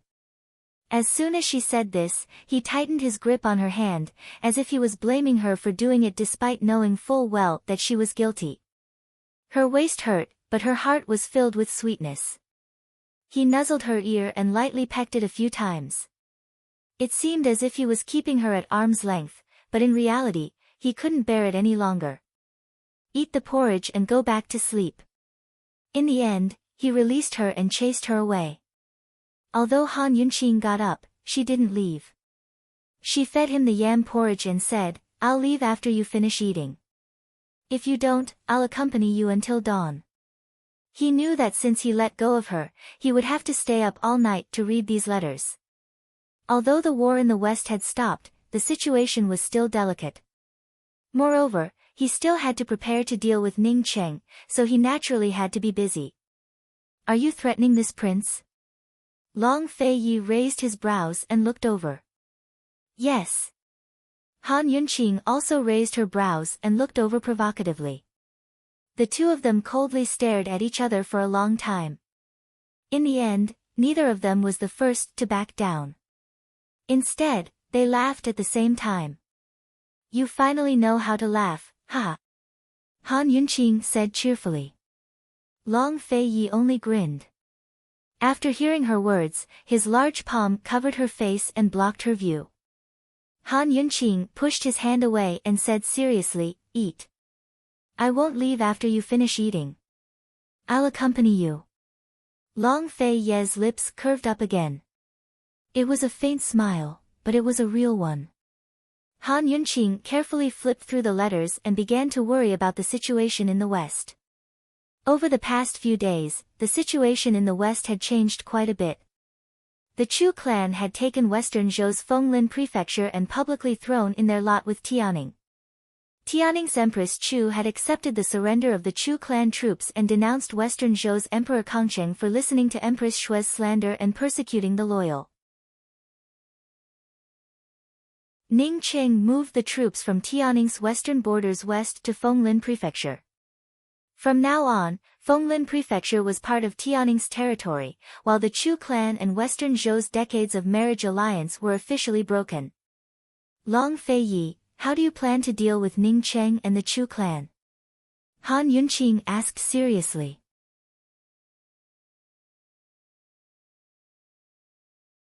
Chapter 616. How would Long Fei Yi deal with Ning Cheng and the Chu clan? Long Fei Yi kept her in suspense. You'll know in 3 days. 3 days? Han Yunqing couldn't figure it out. You'll make a move in 3 days? Long Fei Yi shook his head as he ate his porridge. Han Yunqing grew even more bewildered. You're not going to make a move? Long Fei Yi nodded again without a word. Say something. Han Yunqing sometimes felt gloomy. She could count on her fingers the number of times she'd spoken to this fellow in a day. Long Fei Yi finally opened his mouth and said seriously, this porridge is quite tasty. Han Yunqing didn't know whether to laugh or cry. She knew he was determined not to tell her. This wasn't the first time she'd pondered this question, but she couldn't figure it out even after days. Long Fei Yi had been staying in Yaoshui prefecture all this time, so he must have a plan. But he still hadn't made a move. Although the war had stopped, the situation in Cloud Realm's western regions had changed considerably over the past 2 weeks. Western Zhou's emperor was furious at the Chu clan for being greedy and ungrateful. He denounced Empress Chu for colluding with Ning Cheng to commit regicide and usurp the throne. He even expressed goodwill to Long Tianma by acknowledging only Tianan as the rightful heir of Tianning's imperial family and willing to continue their marriage alliance. During the chaos of war, Long Tianma had long expressed goodwill to Western Zhou by attacking Tianning from the east and west. As soon as Emperor Kangcheng expressed his goodwill, he responded by denouncing the Chu clan for committing regicide and usurping the throne. If the Chu clan didn't surrender on their own accord, Tianan would send troops to annihilate them. Naturally, the warning sounded nice. Under these circumstances, Emperor Kangcheng didn't expect Long Tianma to send troops first. Emperor Kangcheng denounced the Chu clan over and over again, demanding that they release Empress Shui. The Chu clan offered to cede territory in exchange for Empress Shui, but Emperor Kangcheng refused. From then on, Empress Shui was imprisoned in the Chu clan barracks. Outsiders thought that this was the idea of the 2 elders of the Chu clan, but in reality, the 2 elders of the Chu clan had already been imprisoned by Ning Cheng. No one knew whether the one in charge of the Chu clan was Ning Cheng or Chu Tianin. Emperor Kangcheng didn't know much about these matters either. Instead, he placed his hopes on Long Fei Yi. He hoped that Long Feiyi would send out his troops and join forces with Western Zhou and Tian'an to attack Tianning from 3 sides. Unfortunately, Long Feiyi didn't make a move. The South Central troops were also stationed here, but he didn't seem to have any intention of retreating or returning Yao Shui to Western Zhou. Western Zhou's emperor was anxious, but he didn't dare to bring it up himself. All he could do was wait with Long Feiyi. Because the western region was the common border between 4 countries, it was an important military position. It was also because the Duke of Qin didn't involve himself in politics. Thus, all of Cloud Realm continent was paying close attention to his every move. As soon as the Chu clan troops pledged allegiance to Tianning, both the imperial court and the common people were abuzz with discussion. There were 2 main topics of discussion: whether His Highness Duke of Qin would continue to send troops to attack Tianning, and the adulterous affair between Empress Chu and Prince Regent Ningcheng. In the eyes of the common people, there had to be something going on between a man and a woman. Long Feiyi wouldn't say a word, so Han Yunqing could only wait. But 3 days later, a piece of news came that not only shocked Han Yunqing, but all of Tianning. The news was that Empress Shui had been assassinated and killed. On the afternoon of the same day, Emperor Kongcheng was grief-stricken. He angrily denounced the Chu clan for plotting against him and demanded that they return Empress Shui's corpse. Still, the Chu clan refused. That very night, a disciple of Tianshan Kenzo, Duanmu Yao, denounced the Chu clan and personally led 10 disciples down the mountain. If the Chu clan didn't return the corpse and give her an explanation, then Tianshan Kenzo wouldn't spare a single member of the Chu clan. As soon as Han Yunqing heard the news, she ran to find Long Feiyi. How did Empress Shui die? Emperor Kongcheng and Duanmu Yao had demanded the corpse for 3 reasons. First, they wanted to let Empress Shui rest in peace. Second, they wanted to fight for their dignity. Third, they wanted to conduct an autopsy to see if Empress Shui had been assassinated or tortured to death by the Chu clan. Since Long Feiyi could calculate the times so accurately, Han Yunqing didn't even need to think to know that he had something to do with this matter. What do you think? Long Feiyi sat lazily on the warm couch as he glanced at Han Yunqing. His lips curved in a sinister smile. Han Yunqing understood. So it was him. It wouldn't be easy to destroy the Chu clan troops and counterattack Ning Cheng's troops, but it wouldn't be difficult for him or one of his experts to sneak into the barracks and kill a hostage. This fellow was truly sinister. Killing Empress Shui was as easy as blowing off dust. He could get someone else to do the dirty work. After all, offending Tianshan Kenzo would make life difficult for both the Chu clan and Ning Cheng. Even if they handed Empress Shui over to Duanmu Yao, with Duanmu Yao's personality, how could she let the matter rest? She couldn't help but look forward to Duanmu Yao's reaction when she found out. What Han Yunqing didn't understand was just how much power Duanmu Yao had on Tianshan Mountain. How could she use Tianshan Mountain's name to denounce the Chu clan troops? How could she escalate a personal grudge into one between 2 major powers? Forcing the Chu clan to hand over the corpse, was this your master's idea? Han Yunqing asked in confusion. I'm not sure either. Even if it wasn't, Duanmu Yao still has the ability to use Tianshan Mountain's power to oppose the Chu clan, Long Feiyi said. Perhaps it was because he hated that woman too much. Even hearing Long Feiyi say the name Duanmu Yao made Han Yunqing uncomfortable. She's quite capable, she said sarcastically. Long Feiyi didn't comment further. He pulled Han Yunqing over and said calmly, let's stay here. Once the snow melts, I'll take you to Tianshan Mountain, okay? He looked at her. His expression and tone were especially serious. It was rare for him to be this serious. Long Feiyi's serious gaze was mesmerizing. Han Yunqing couldn't refuse. No matter what he said, Han Yunqing couldn't refuse. Soon, he said he wanted to go to Tianshan Mountain. This was something she'd been looking forward to for a long time. All right, she replied loudly. It was now the first month of the lunar year. It would take at least 2 months for all the snow to melt. Han Yunqing thought that she'd definitely be able to heal Gu Beiyue's injuries and send him back to Pilfine Pharmacy in 2 months. As for Ning Cheng, she'd just leave him to Duanmu Yao to worry about. If she remembered correctly, Northern Li's troops had recovered well this winter. When summer came, the water and grass would be plump enough to fatten up the horses. Ning Cheng wouldn't be as idle as he was now.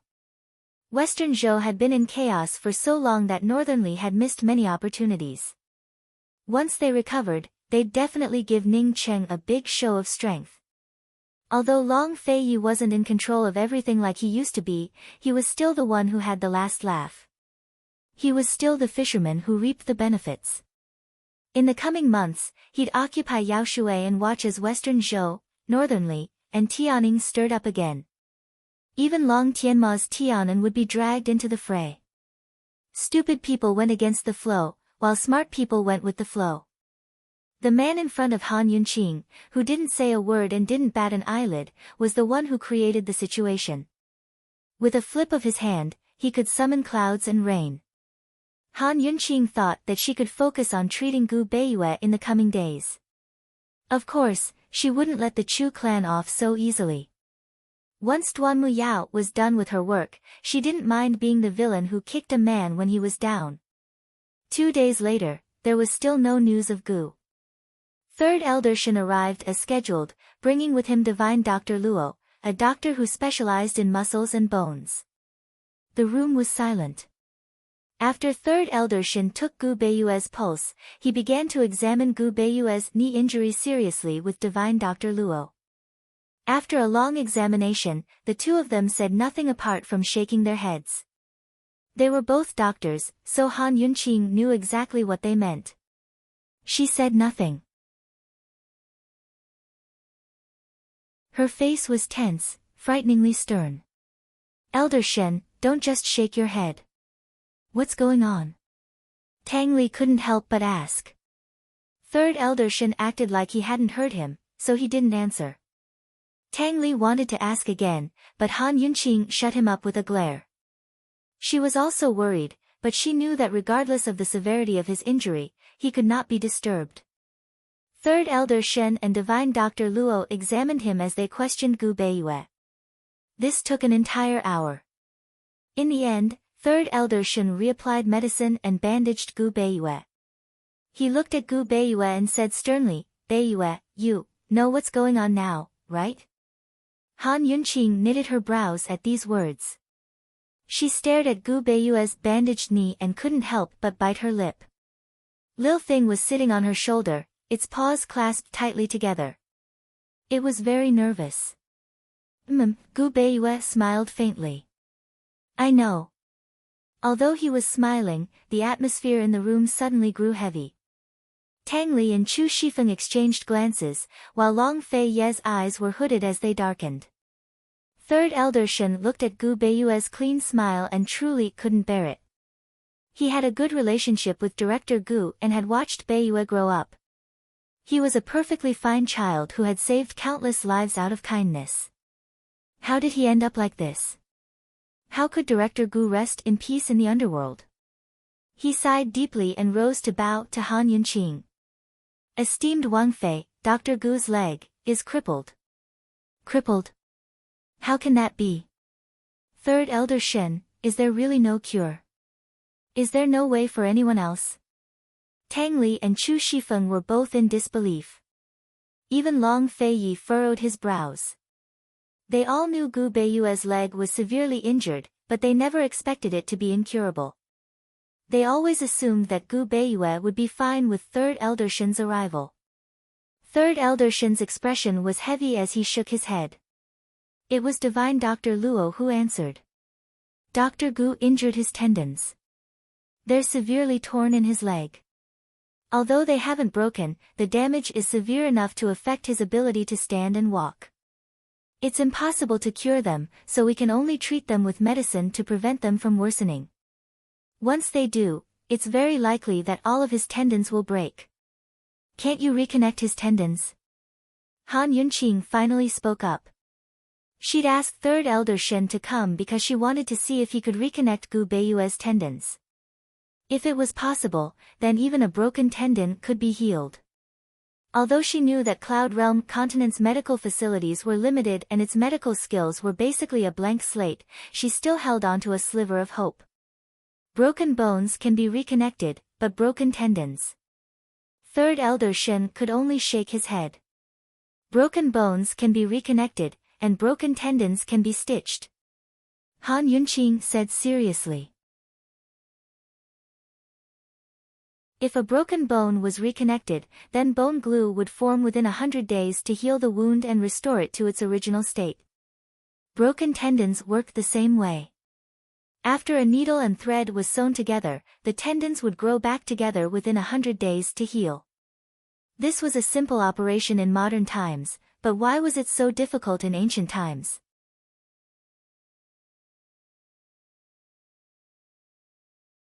Chapter 617. Tendons can be sewn up.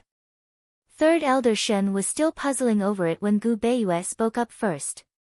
He looked seriously at Han Yunqing. How is that possible?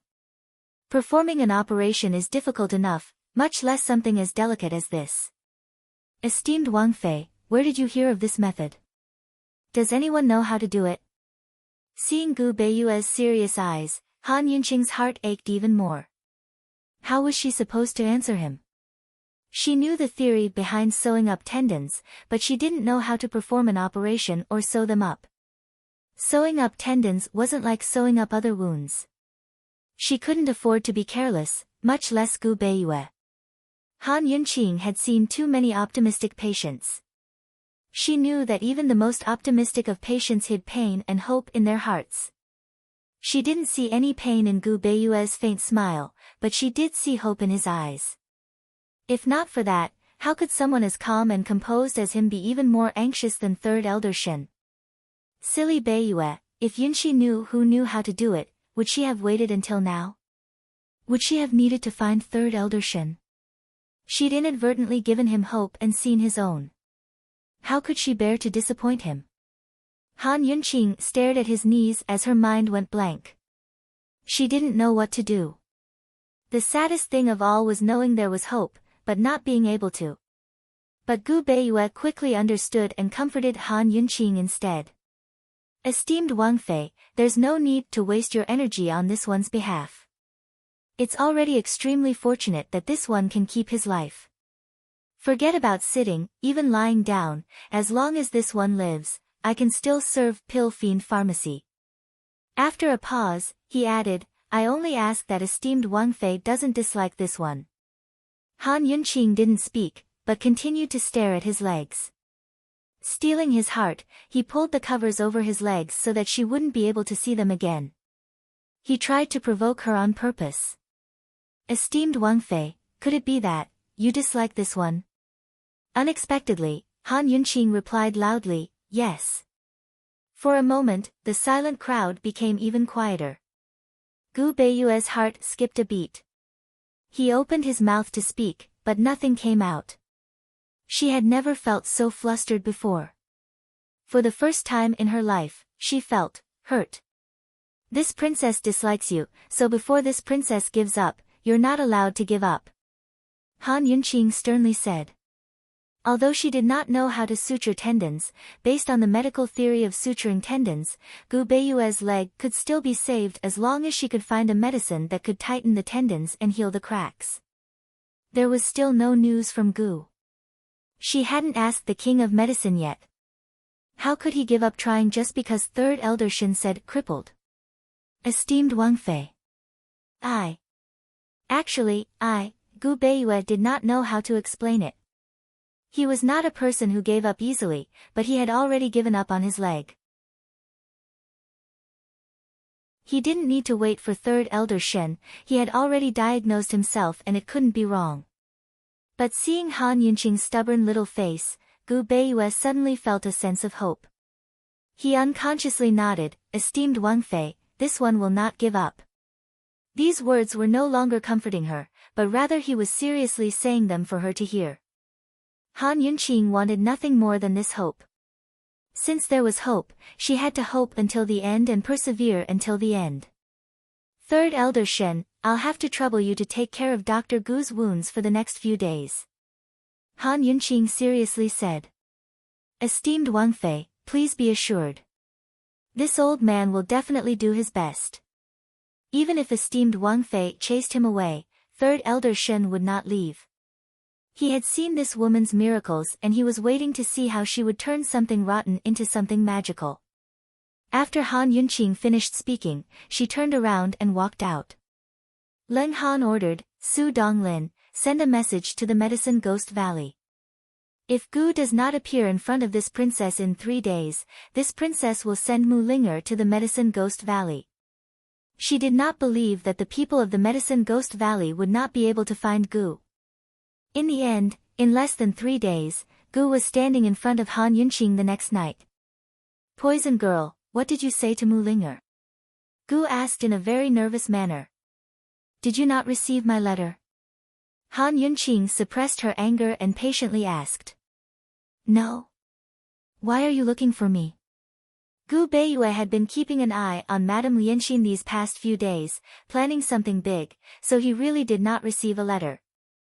Knowing that he was not deliberately not replying, Han Yunqing's anger dissipated. She solemnly told him about Gu Beiyue's matter. Who knew that before she could finish, Gu would sneer, hee, I thought it was something big. Isn't it just a broken leg? It's not like he's going to die. Why do you care so much about him? I was shot into a hedgehog before, but I didn't see you in such a hurry. Hearing this, Han Yunqing's face darkened. Without needing her to say anything, Gu surrendered first. All right. I don't have any medicine that can heal tendons.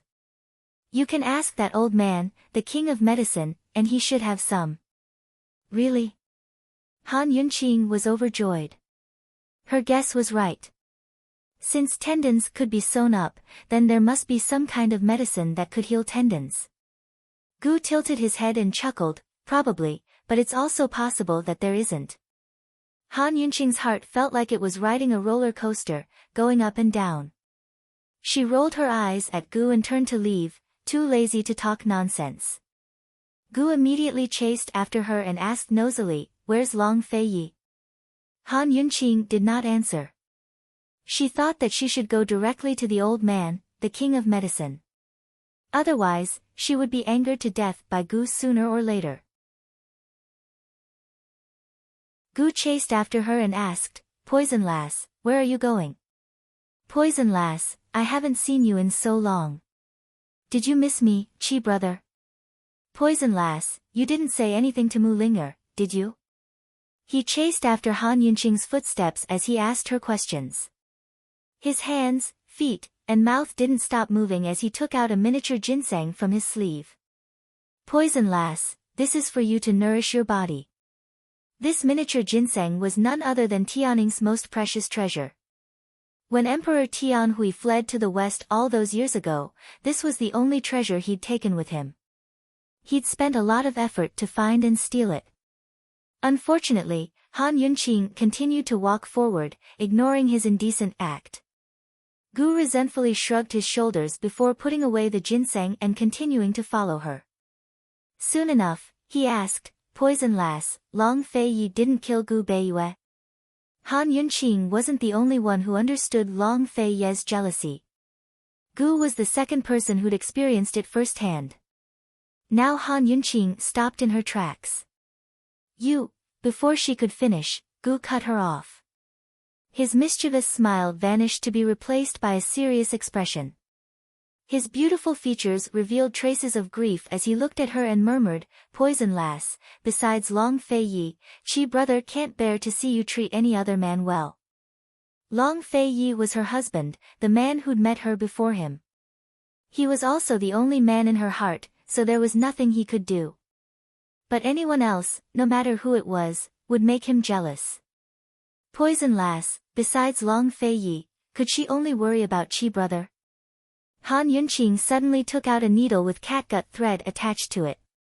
Do you know what this is? She asked. A needle and thread, Gu replied. Do you know what I want to do? Han Yunqing asked again. Gu shook his head. I want to sew your mouth shut, Han Yunqing said as she tossed the needle and thread to Gu. Do you know that Gu Beiyue's legs are crippled? What do you mean by crippled? He won't be able to walk anymore. He can't even stand. Do you understand? He can only sit and lie down for the rest of his life. Can't you have some compassion? Do you know that I've been looking for you for more than 10 days? It's fine if you don't have any compassion, but can you not joke about this kind of thing? Han Yunqing huffed and puffed as she sat down on one side, her eyebrows furrowed like an old woman's. No one knew how much pressure she was under. This was the second time she'd given Gu Beiyue hope. She definitely wouldn't allow him to be disappointed again. Gu still didn't take Gu Beiyue's matter to heart. Not to mention that Gu Beiyue was crippled. Even if Gu Beiyue died today, he would still be indifferent. Because this had nothing to do with him at all. From the day he left Medical City, he only cared about one thing in his life, and that was when to destroy the medical academy. He never cared about anything else. Now, there was only one more woman in his heart. He couldn't be bothered to care about anything else. He was resentful from being scolded. He leaned against a wooden pillar and stood guard, not daring to make a sound. Unexpectedly, Han Yunqing sat there for a long time in a daze. No one knew what she was thinking. Gu couldn't bear it in the end. He quietly sat down beside her. Poison girl, Han Yunqing ignored him. Gu squatted in front of her and knelt on one knee as if he was begging her. Poison girl, don't be angry. I'll help you think of a solution. Han Yunqing's dim eyes brightened at once. You have a solution? Smile and I'll tell you. Gu seemed to be coaxing his wife. Even he didn't realize that his voice was very gentle. Han Yunqing didn't realize that she smiled. She smiled from the bottom of her heart. It was especially beautiful. Gu was satisfied. He said seriously, there's a medicine called muscle growth ointment. Even if your tendons are all broken, as long as you apply it continuously for 100 days, you can recover. You have it? Han Yunqing was very excited. I don't, but the old man king of medicine might have it. There's only one in this world. If I remember correctly, it should be in the hands of that old man, the king of medicine, Gu said honestly. Let's go to the king of medicine's valley immediately. Han Yunqing was so excited that she lost her sense of propriety. She bolted to her feet, but Gu pressed her back down. Send a flying hawk to ask first, so we don't run for nothing. Han Yunqing nodded her head and thanked Gu before leaving. Gu watched her retreating form and couldn't help but rub his chin. He muttered to himself, poison girl, Chi brother wants to get hurt too. While Han Yunqing was writing a letter to the king of medicine, Long Fei Yi was in Gu Beiyue's rooms. As soon as Third Elder Shen and Divine Dr. Luo left, Long Fei Yi got straight to the point. Will Chu Yunxi tell Ningqing your identity? He won't, Gu Beiyue was very certain. Why not? Long Fei Yi asked. Just based on what I know of him. Ningqing will definitely kidnap the 2 elders of the Chu clan to threaten Chu Tianyin. With Chu Tiannin's personality, he won't be willing to submit to Ningqing. Your Highness Duke of Qin, stay calm. Chu Tianyin will come looking for you sooner or later, Gu Beiyue said seriously. And then? Long Fei Yi asked with interest. Gu Beiyue's gentle eyes suddenly flashed with murderous intent. He said, you're tuning into the Blissful Bookshelf YouTube channel. We're so grateful for your support and don't forget to subscribe to join us on this incredible journey through captivating stories. Your generosity through donations truly makes a world of difference, as it's the primary source of revenue that allows me to expand and enhance this channel for you. Thank you from the bottom of my heart for being a part of this adventure.